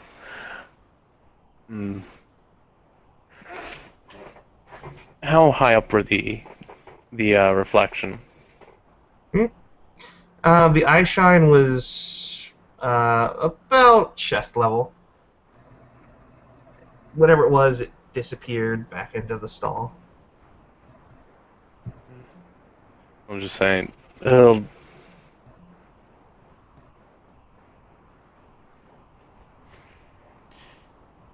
saying. I think there might be a few cats or rats in here. Do you know, are you looking in that direction yet? Yeah, Juno has looked in that direction. Alright. Make me a perception and alertness roll. This is going to be sort of just roll and I'll tell you whether or not you make it. Okay. You can kind of hear the sound. You don't know what the sound is, but you hear a sound of something. And as you're sort of standing there, I'm sure you go quiet at that point. Yeah. Yeah. And as you do, you can kind of sort of hear this it's very low. You just hear this ambient rumble. It almost sounds like being inside of like a room with just the air conditioner running, but it's not like the air vent. It's sort of like that, just that ambient sound. But that's not really what you were meant to focus on. It's what you key in on. But as you look out of the corner of your eye, you notice that your reflection hasn't turned. It's actually just staring directly at you, even though your body is turned perpendicular to it. Well, I'm out. Juno screams. Like, she actually screams. And she will bolt for the door. Because no. Because no. Okay. Oh my god. You know, as you do that, I'm gonna give Isaac a chance to try and stop you. Isaac, you want to make me a Dex and it's gonna be a Dex and Brawl roll. Dex and Brawl. Yeah, and I don't know exactly what it is, but I have an idea. Or at least Isaac does. Well, here's the thing, Isaac, is you see nothing.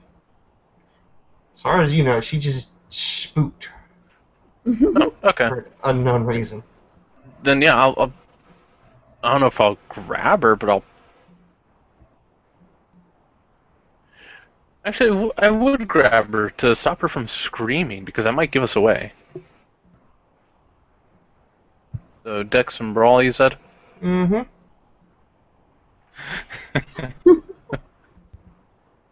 Because this is going to determine how things happen from here. Oh god. With spending a willpower point for an automatic success. Okay. And that gives me 1 success. Not what you needed. You managed to get a hold of part of her dress. It tears away effortlessly. I'm pretty sure she's pretty determined to get out of there. Alright. And when you take about 3 steps past the door frame, Juno, the floor falls out from under you. You just hear this awful metal groan before you just literally just fall. Oh shit. And make me a soak roll. You're in Hamid form, so I think you're all right. You're going to soak a little bit of lethal here because you're going to hit some stuff on the way down, but you're going to take 3 damage. 3 damage? Okay.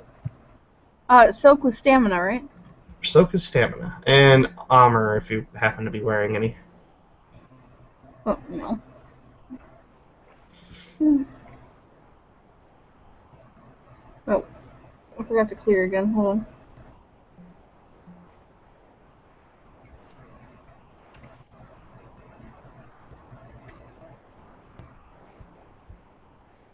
Oh, 7.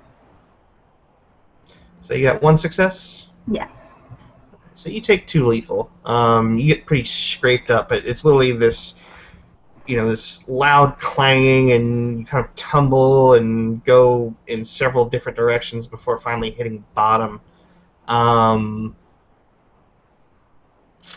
When you hit bottom, it hurts. Your head probably hurts a little bit more, and your ears ring for a second.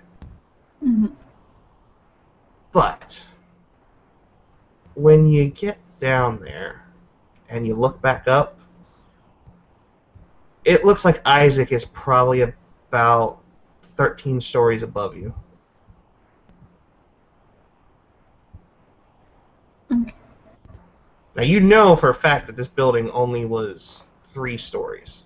And you know for the fact that because you're on a dock, it can't be that deep. Yeah.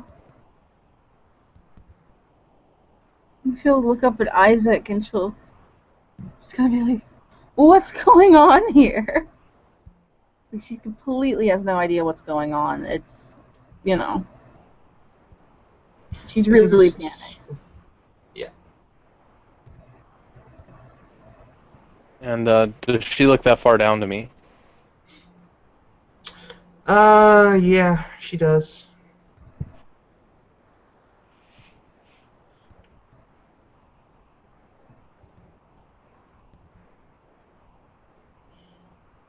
And let's see here. Just gonna roll something real quick. Alright. Isaac. Hmm. You feel something on the back of your neck, almost as someone's just barely touching you with the tips of their fingers.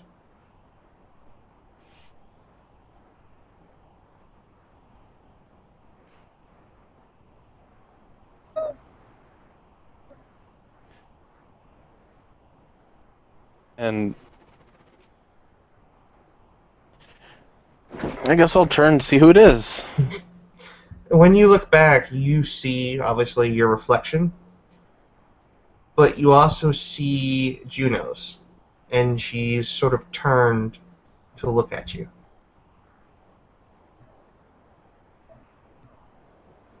Like her reflection is looking at my reflection, or her reflection is looking at me? Her reflection is looking at your reflection.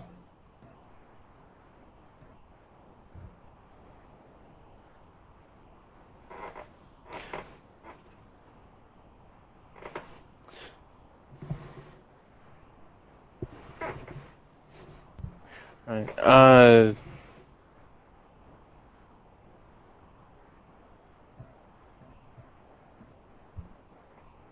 guess I'll use the reach for my phone and see if it has any signal. It certainly does. And as you're sitting there, sort of looking down at your phone, when you look back up, you see in your reflection Mm-hmm. that there is just a blank wall behind you, not a doorway. But you see that eye shine, and it becomes apparent when you're looking behind you that in your reflection you see something along the lines of that just standing behind you, kind of looming over you, leering at you.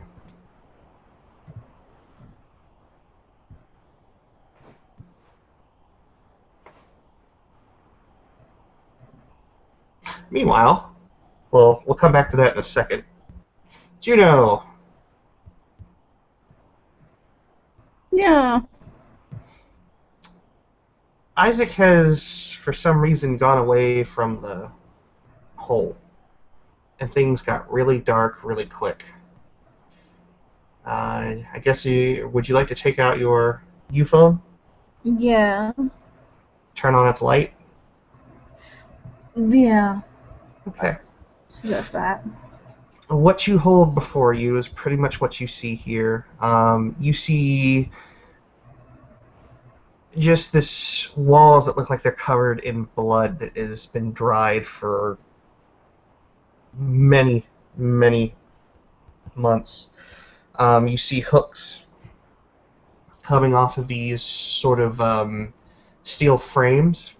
The floor is almost completely covered in various forms of blood and gore. You can see that there are what look to be emaciated corpses sort of chained up against the walls. They look like they've been there for some time and likely expired. But as it's becoming more apparent that you're down here, there's just this palpable sense of dread.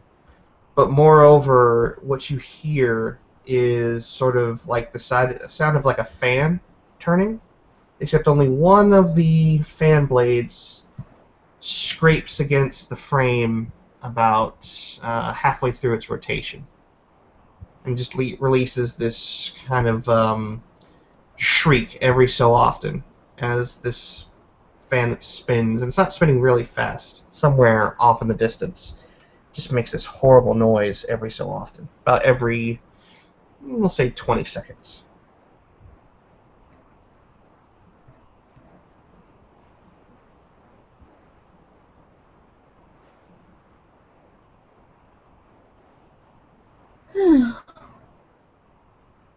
Oh.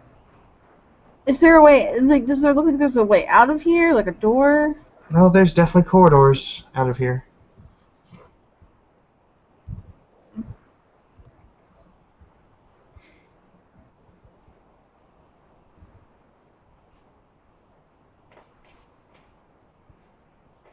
Would you like to head down one of them?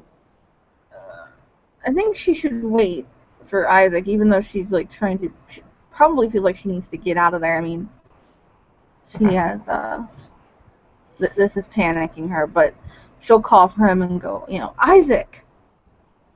Alright, Isaac, we're cutting back to you. Yep. This creature is still sort of looming over you in the reflection. What are you going to do?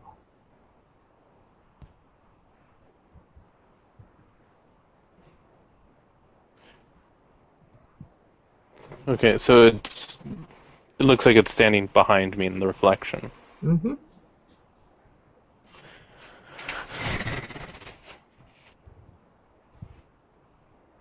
I guess the first thing I'll do is just look closely at it, the reflection of it, and then kind of like settle back on to my heels and just say, "And who are you?"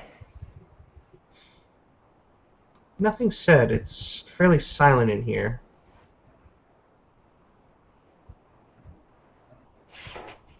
Does he react at all? Nope, it's just standing there, sort of hulking over you, taking these long breaths. And you hear nothing, but it's just literally standing on the other side of you. Or behind you, as far as the reflection's concerned.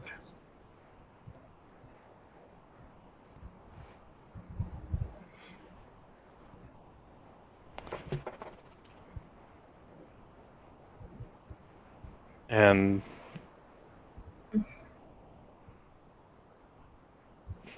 I would say, okay. Isaac just kind of like he's trying to think of a way to communicate with this thing.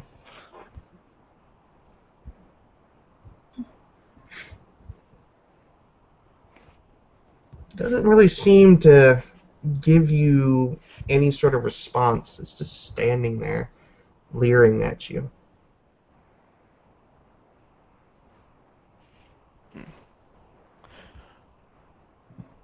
Well, you take care then. I have to go check on my friend. Right, so what you doing? Let's turn to go back towards the hole. Alright, when you turn around, there is nothing there. But moreover, when you turn back around, there's no hole in the floor either.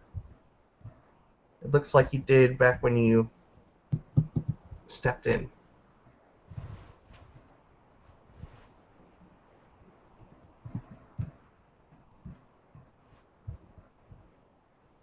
Well, that's weird.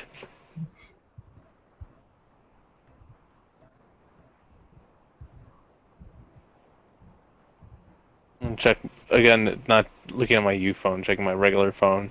Again, seeing if it has service. Oh, did you check your U phone or your regular phone before? Regular phone. Oh, no. There's no service whatsoever. What about now? No. Okay. When before there was? Before you entered into this warehouse, there was definitely service. But the moment you checked it in here, nada. Right. Take out my U phone and well, I takes out his U phone and does he have her number programmed into it? Yes. He'll give that number a call. Okay.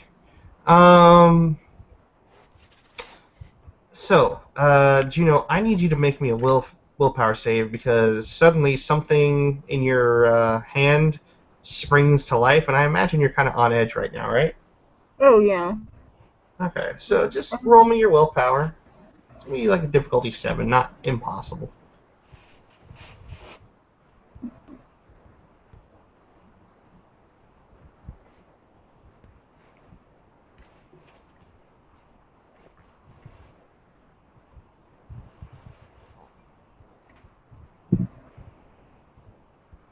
Alright. We got here a 7, an 8, and a 10. Okay, that's fine. Yeah, you definitely make that. Probably startles you, Mm-hmm. but doesn't cause you to go running in an irrational panic. But you can see that it is a number that's just listed as Phone 1. She'll answer quickly. Hello? Juno, Isaac, where are you? we're both in the same location, but one of us is in the Umbra.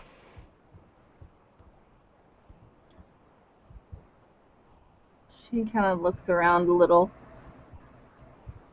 Um, is it me? That's what I'm thinking.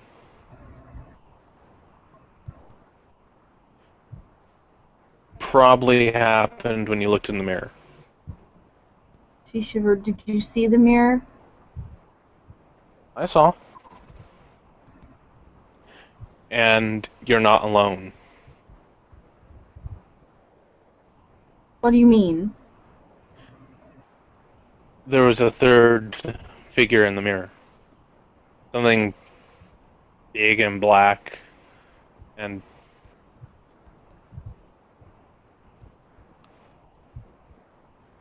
it didn't want to talk.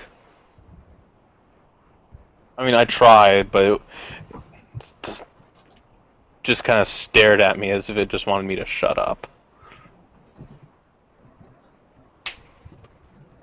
Well, it is New York. She laughed nervously. Right, well, I need to get out of the Umbra because this is... I wish I could show you. You're holding a smartphone. Oh, yeah! Can I do that? Yeah, actually, when the interface right there that you got sort of has has all those nice little bells and whistles, but there's literally like a little camera button on it. Alright, so it's sort of like using Skype on an iPhone. Yeah. Okay, so she'll tap that button and she will hold it out and show him the room that she's in. Yeah. I would just take some pictures of what you're seeing right now and find a way out. Alright. Isaac, down, like her picture literally has kind of like a picture-in-picture sort of setup, meaning you can see what she sees, and just like in Google Hangouts, there's a little camera that shows her other the flip side camera. Okay. Okay. And you can literally see behind her the doppelganger reflection, but it does not look happy. It looks very sinister standing behind her. But it's an exact replica of her, just very menacing, very malicious looking. And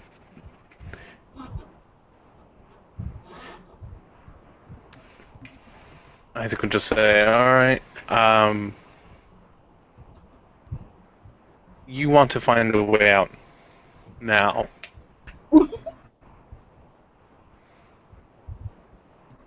She will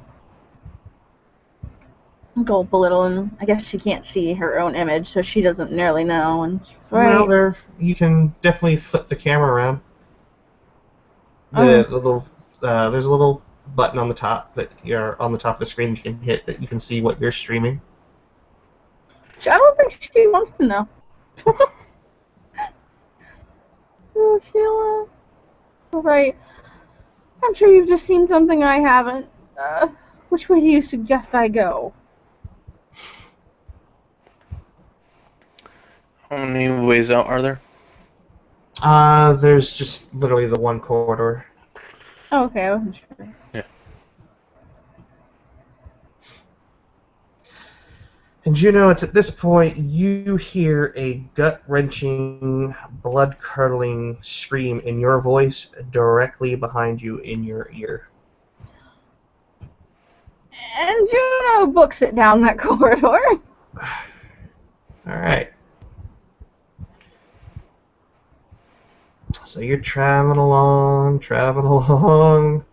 The corridor seems to be impossibly long.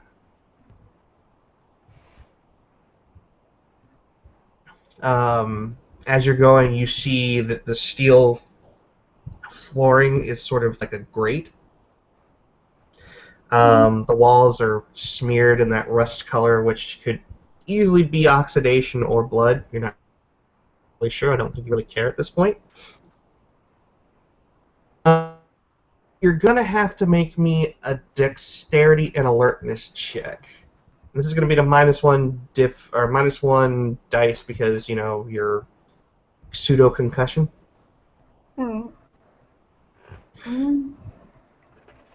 Let me scroll back up. Also, are you wearing heels?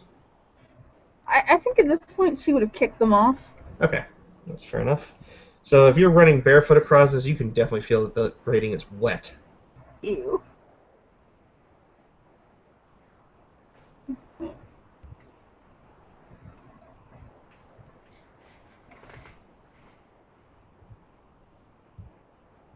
Isaac, on the other end, you're kind of hearing, I'm guessing, a panicked Juno. Mm-hmm. Alright, you're fine. Jeez, you're really fine on that one. Alright, so Juno, you're running along, and as you're going, you're kind of coming up to like a four-way intersection. Mm-hmm. The light on your U-phone sort of flickers a bit, and it goes dark for a second, but when your light comes back on, you can literally see your doppelganger standing at the end of that section, just looking at you, and its kind of hair hanging down over its face.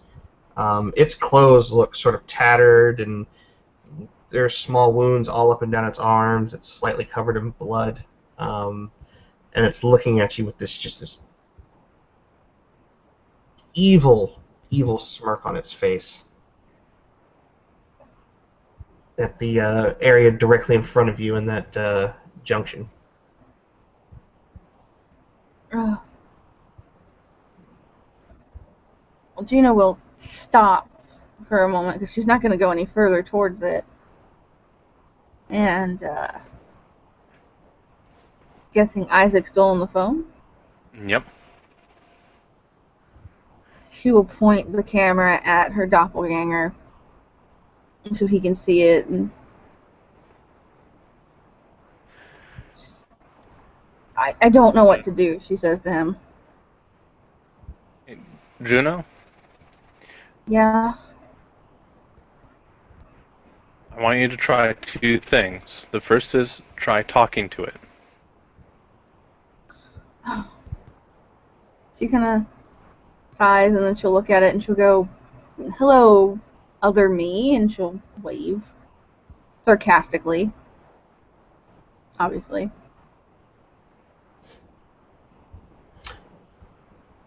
When it waves back at you, its skin a fair bit paler than yours. You notice that there's sort of spite or sparks coming off the wall as it raises its hand up, and you hear this awful metal grinding sound. And what you see, sort of at the end of its digits, are not fingers, but more like rusted scissors.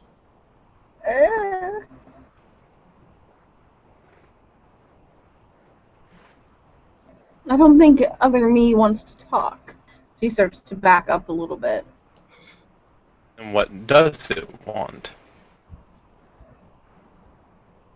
Probably wants to cut me. She says sarcastically again. The ambient glow of your Uphone flickers and goes out for a moment. You can still hear Isaac, but you cannot see.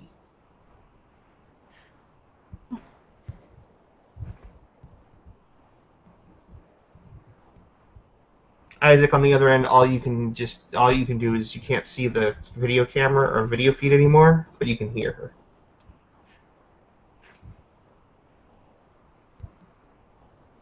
Well, I'm all for her backing up. Isaac just says, why don't you ask it what it wants? I'm not entirely sure what it is at all.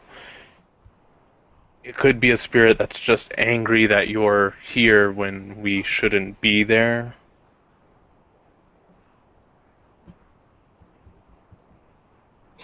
All the other spirits I've ever spoken to are animals. That's not an animal, but I'll try. And she'll speak again and say, what do you want?" You begin to hear that metal groaning sound again, and it's about where you left her, or where you could see her last. But you notice that it's constant now, like those metal fingers are being dragged, and it's very slowly coming towards you. And every now and then you can see like a spark fly off the wall. Because it's going so slow, it's not going to create many sparks. But when those sparks come off every so often, you notice that they're getting progressively closer to you.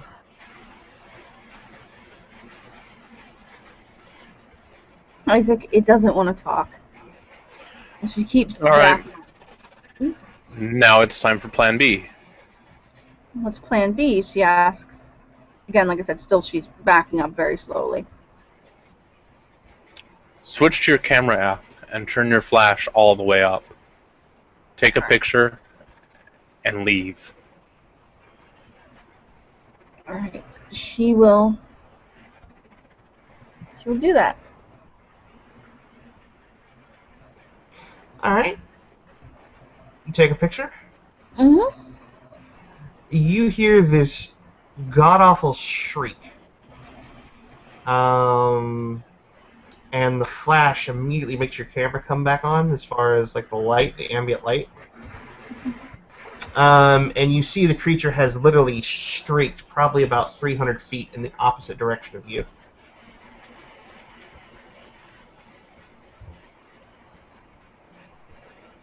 Well, in that case, I use the flashlight app all the way up then, and I keep it pointed towards it while I back up.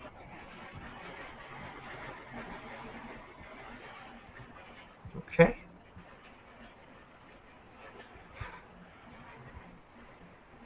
For a moment that seems to work, but it doesn't seem to be afraid of the light. It wasn't the light that seemed to do it, but it starts to come back at you again, and this time it's moving a little bit more deliberately. Yeah, and Isaac chimes in with Juno. That flash was to distract it while you got out of there. Oh shit. Well,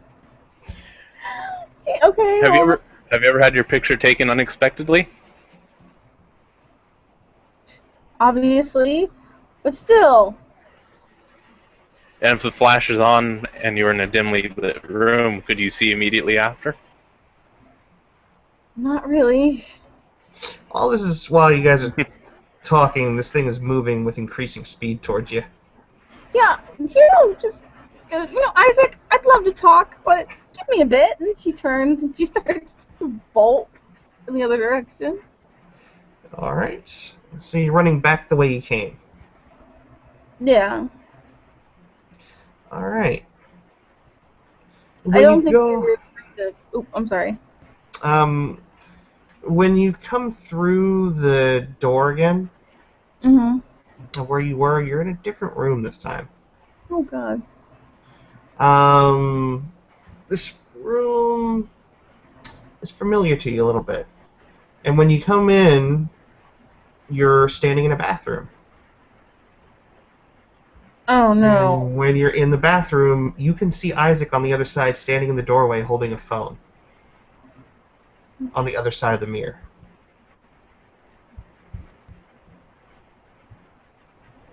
She goes to the mirror and sort of like goes, Isaac, can you see me in the mirror? Into the phone. And look up, and well, Isaac looks over to the mirror, and does he see her? Oh, yes, you definitely see her.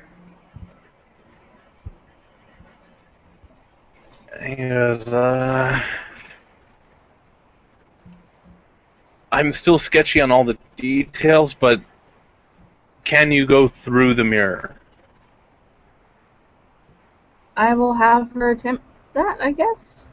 Well, before you do that, why don't you make me a perception and alertness roll again? Mm-hmm.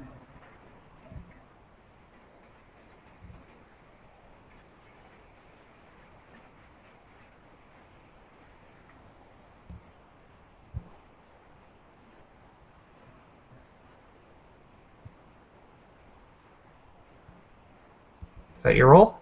Yeah. Okay. You hear it in the room with you, Mm-hmm.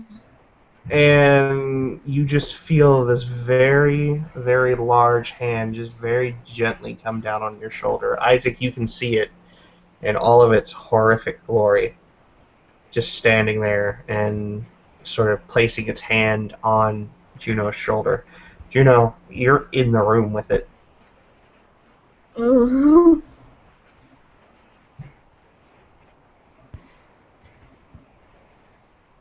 And it's at that moment that your doppelganger is pretty much right in the doorway where you came through.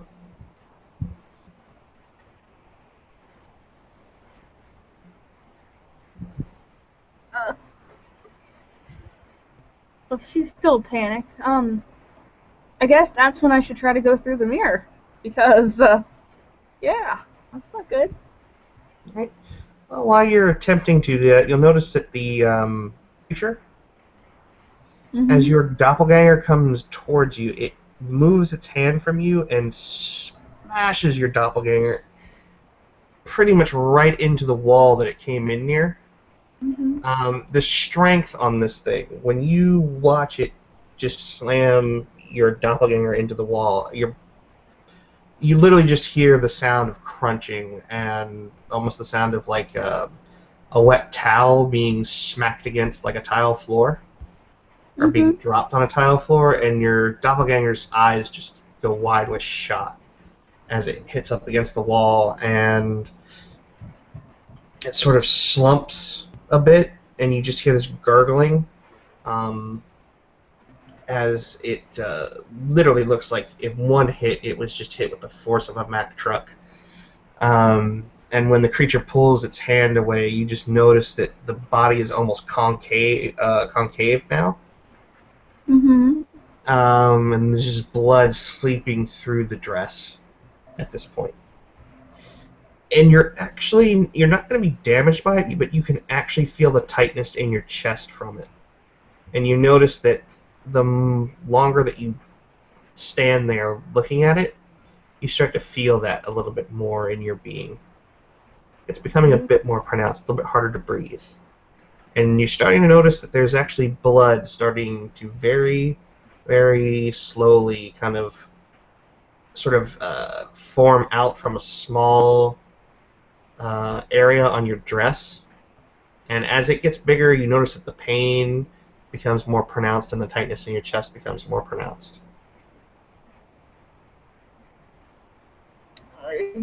I will more panically try to get out with the mirror. Alright, roll me your Gnosis.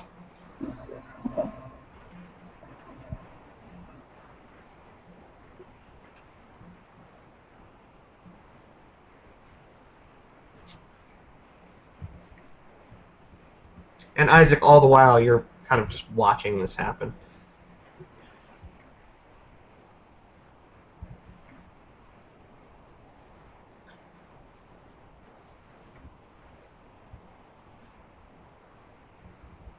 Yeah. And Isaac's just staring at this whole scene, and he has no idea of what to make of what he just saw, because he originally thought that big thing was going to go after them, but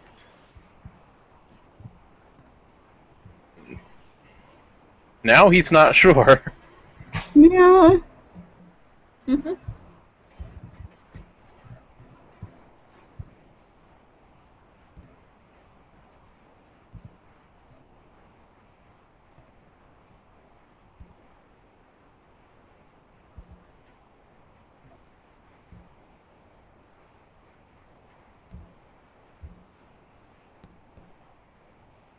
Alright, got my roll up.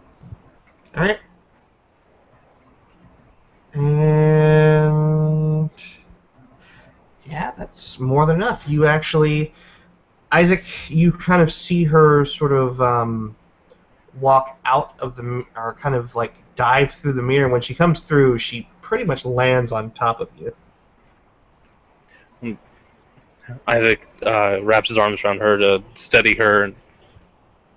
Even if he falls over, she's already been through enough. She doesn't need to smack her head into the concrete of the floor or something.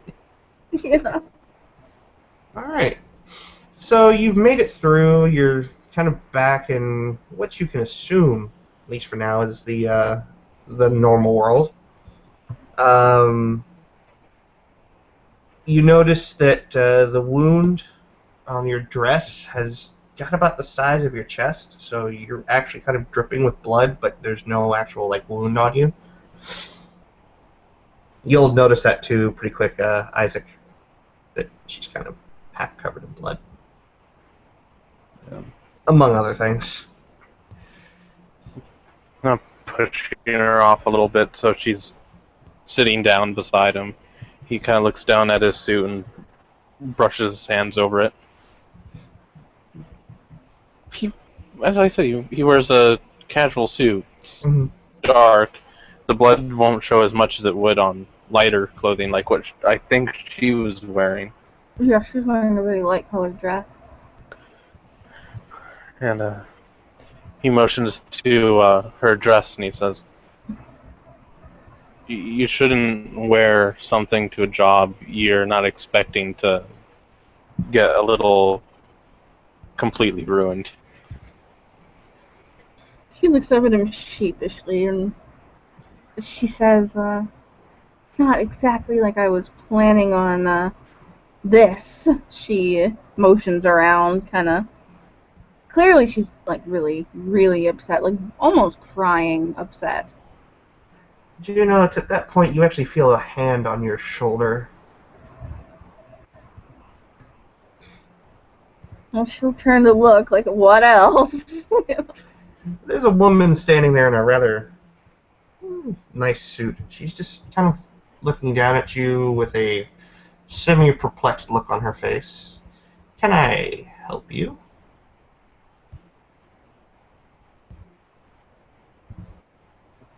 And she sort of just blinks a little as she looks at her, and she goes,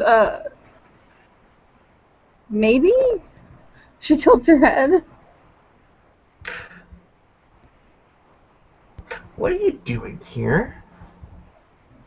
I heard some commotion, and I came upstairs. It's very odd that I would find a rather disheveled-looking young woman standing here, and a young man as well.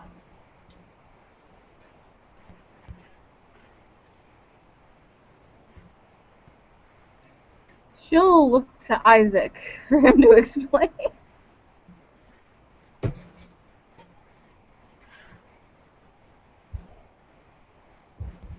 And, give me a second.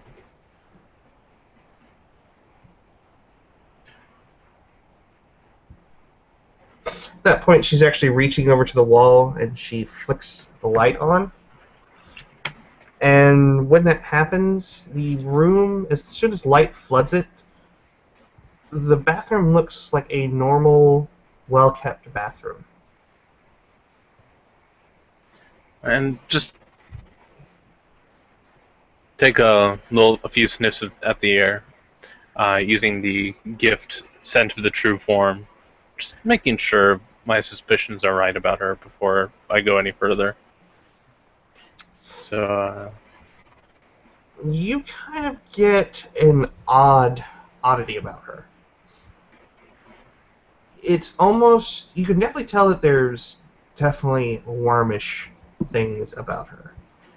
There's no doubt about that in your scent. But what the odd thing is that it's halfway between life and like normal flesh and blood and spirit.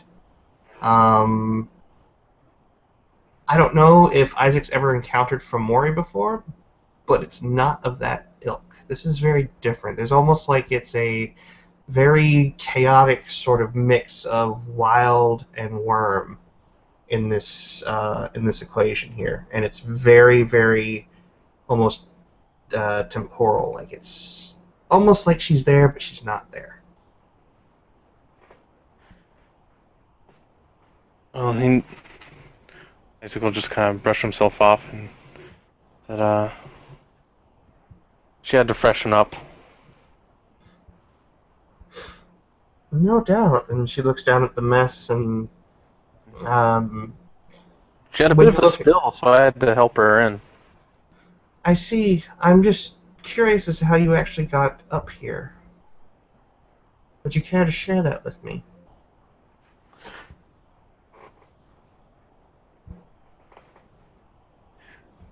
Well, we just walked into the front door, went right up the stairs. Very well. Young lady, can you get to your feet? And Isaac crouches down to help her up. She accepts the help from Isaac and slowly makes her way to her feet. And she's very quiet right now.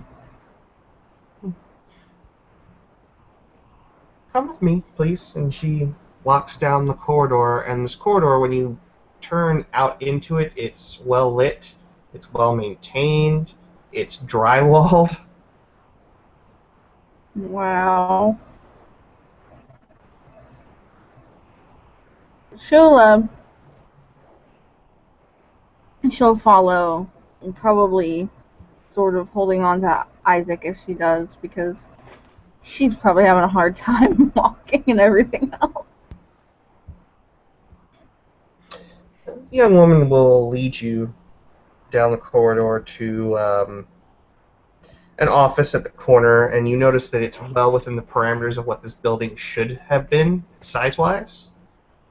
And she opens it, and she leads you inside, and it's a nice office. It's got door or windows that you can actually see outside, and you can see the sort of the final bits of the investigation that are going on out there. Like the tarp has been taken down, whatever was hanging is gone. There's only like a handful of police cars there now. People have moved on. Mhm. There's several plants that are well kept and well maintained. There's scenic pictures on the walls, and the desk is very nice. Looks like it's maybe made of redwood. It looks old, perhaps antique. And it's got a screen on it, and a keyboard, and a mouse, and a small stack of papers. And she'll simply walk over to a cabinet on the far end and begin to open it up, and it opens up like an armoire, and she begins to pull items out of it, looking over her shoulder once or twice. So you walked in through the front door, hmm? Yep. Forgive me, but I find that very unlikely, as we do have security down in the front, and they didn't inform me that anybody came here, let alone come upstairs, and I've been in my office for the past few hours until you made your commotion, you two. So would you like to try again before I call someone?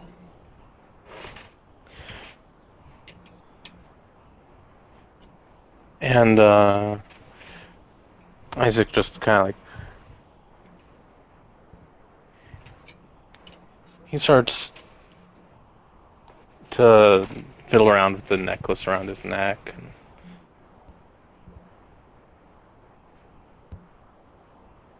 he goes, well, as I did notice that the security up front, they were kind of lax, as if they were distracted by something. Mm-hmm. There's some kind of clamor outside. I don't know what was going on. As he's talking, he's going to slowly start to walk in circles around her. And with his left hand, he's going to be motioning like to where the guards were, and as he does that, his right hand is going to remove his necklace. And he's going to just twirl the chain. Using the partridge wing. Mm-hmm. And as he's talking, he's going to be using this to just remove from her memory the incident. Alright. Just need to check something about the cartridge ring real quick. I think it should be a problem. For you, it might be just...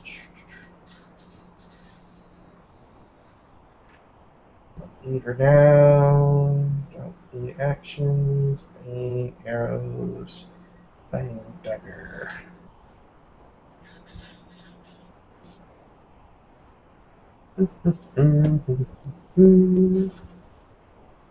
Where are you, Partridge Wing? Page 224. There we go.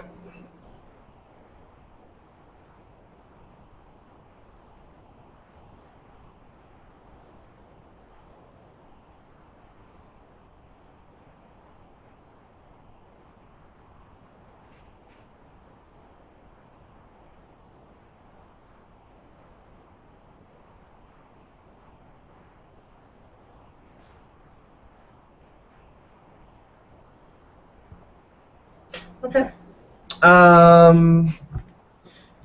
When you do this, she stands there for a minute and she looks at you with kind of a quirked head. And then she speaks again. Are you going to answer my question?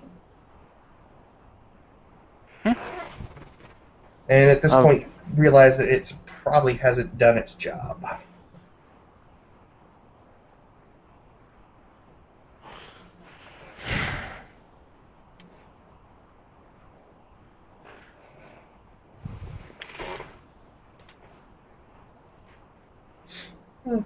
Very well. And she goes to her desk and she picks up her phone. She hits one of the pre-programmed buttons and just looks at you. She's very calm, as you'll both notice. She's very calm and really hasn't made any threatening motions towards you. She just seems to be looking at you with a bit of keen interest and, um, I'll say, reserved curiosity. Replacing the necklace. Just go. Um,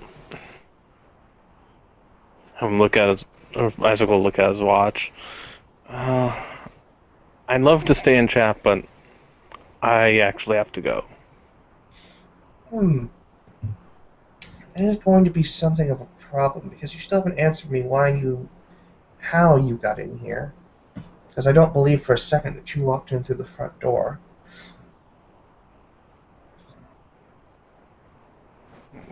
And another question I have, and as she says that, she finally shows what she's been pulling out of the sort of armoire, and she hands over a set of fresh clothes, very similar to what she's wearing over to Juno. Probably doesn't fit exactly, but it's close enough.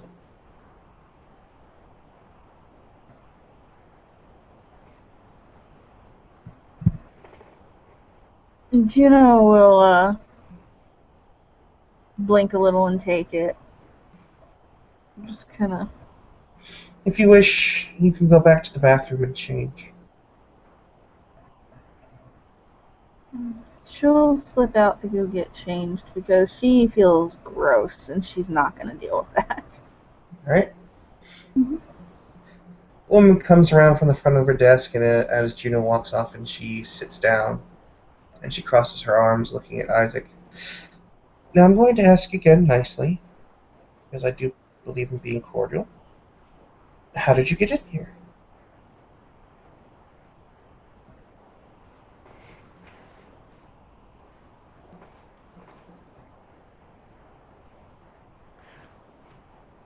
And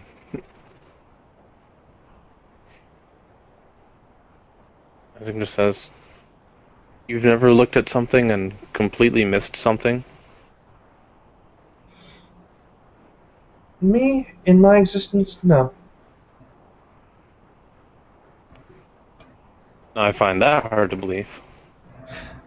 Believe what you wish to, young man, but I assure you, I haven't overlooked anything in my time here. So, again, You I'll ask you. overlooked two people walking in through your front door. Now that's really something that you're sticking to this story. And she'll simply speak into the phone. Yes, could you do me a favor to have security come up here? I need a few people escorted from the building, please. No, no, no, no, that's quite all right. No, no, no. Nothing of that sort. Yes. Yes. No, yes, go ahead and bring me the log as well. That would be nice. Thank you. And she'll hang up the phone. So they're coming upstairs, my security team. And they're bringing the log of the door opening, closing. We actually take our security here somewhat seriously. So again, I'll ask you, how did you come in? And while you're mulling that over, Juno, you're back in the bathroom getting changed up. Mm-hmm. As you're changing, do you look at the mirror? I think she would keep an eye on the mirror, yeah. Between the time that you changed out your dress and put on the shirt, you'll notice that standing in the background is that broken form of your doppelganger, but it's stood up. But it's in the same sort of situation as you are as far as like the room it's standing in. Mm-hmm. But it is looking back at you. And it sort of smirks, and its finger comes to the surface of the mirror and just runs down it and you can actually hear the sound of the mirror from your side sort of screeching a little bit, as if Ugh. someone were standing on the other side of a window and doing that.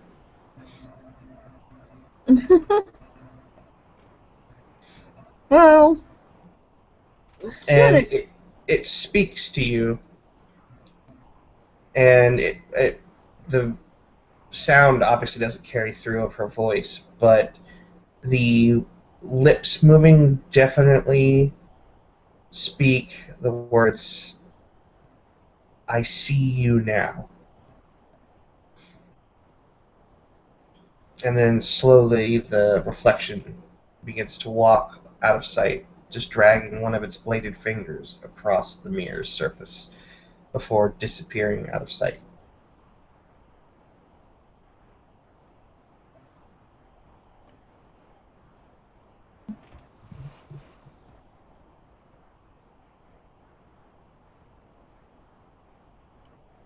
Well, at that, Juno will hurry back to the office looking for Isaac. And as you're coming down the hall, you'll actually see several men, in just two actually, one carrying a folder in a hand, but they're both wearing matching sort of suits, like business attire. But they have a patch on them, and on this patch you just see the big M thing, and underneath you see Magadon written across the bottom. Mm-hmm.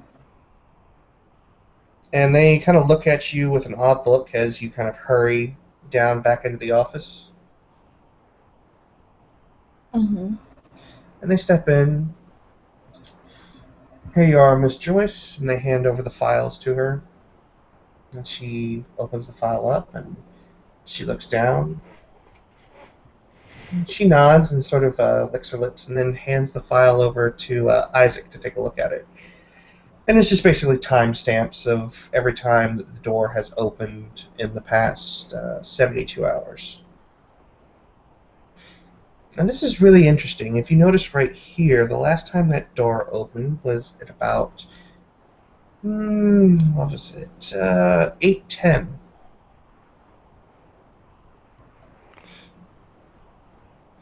And around what time did Isaac and Juno enter the building? Probably around 9:30ish.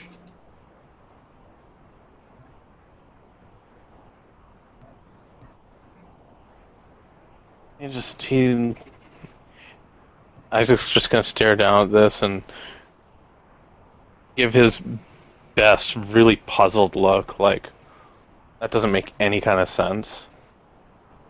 Uh, and he'll like nudge Juno and say, "Does that make sense to you?" And he says, You know, you're going to have to make me a willpower roll difficulty 9 to answer in any coherent form right now, because I imagine you're probably still freaking at this point. Yeah, I was gonna say she's. Alright.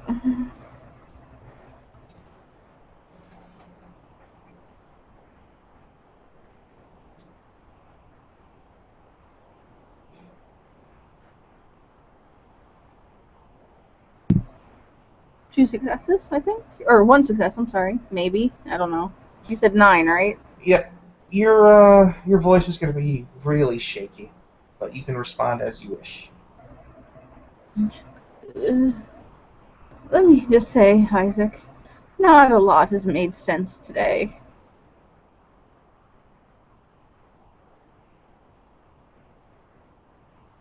And she looks at him with a sort of like pleading expression, like, we need to leave now. You know?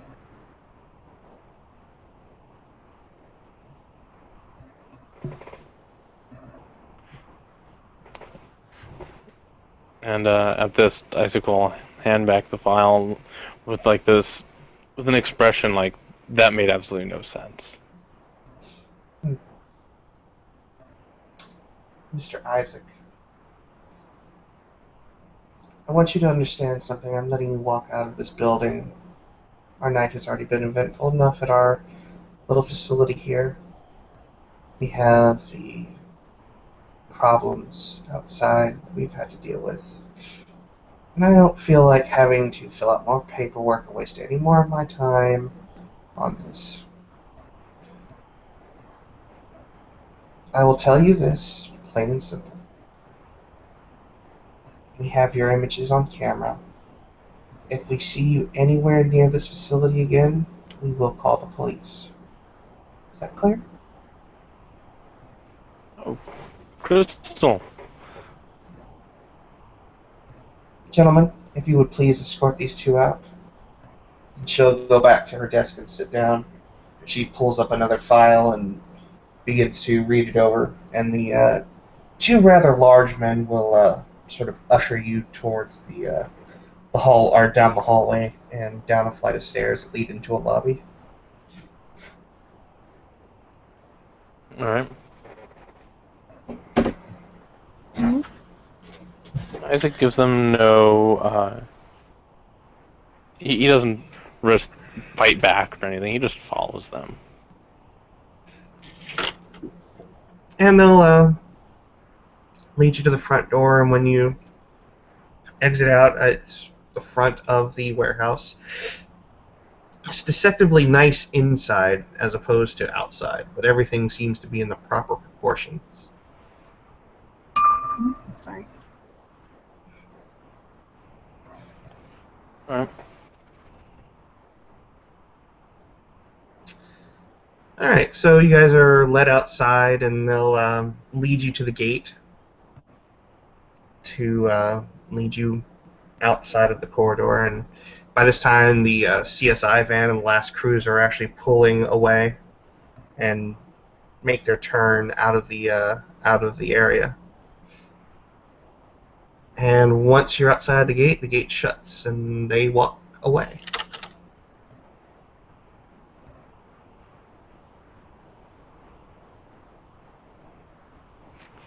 And Juno, as soon as they're gone and out of sight and she, out of range to hear, she turns to him and she says, "I don't know what happened back there, but when I was getting changed, I saw it again, me. It tried to speak. I couldn't hear it, but it said it could see me. I could tell that's what it was saying, lip reading and whatnot." She kind of shook her head, and she's not making much sense, obviously, but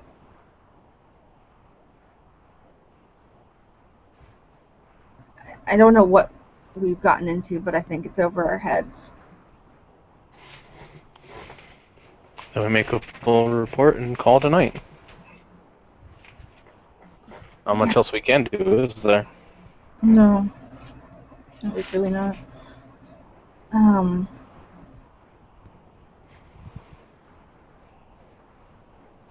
she'll use the U-phone to start typing up, like, I guess, information for Elle and forward the pictures over to him.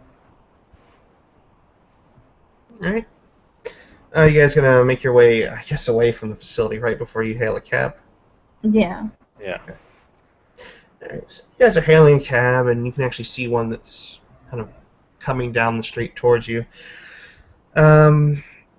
Just before we get in, Juno, as you go to step in and you look across the street into one of the shop mirrors, or shop windows, there's a reflection there, and standing in that reflection, looking right back at you, is that same disheveled version of yourself, and it's got a very ominous smile on its face. Oh my god, sorry, the picture changing made me shocked. And there we will call it a scene. Oh my god.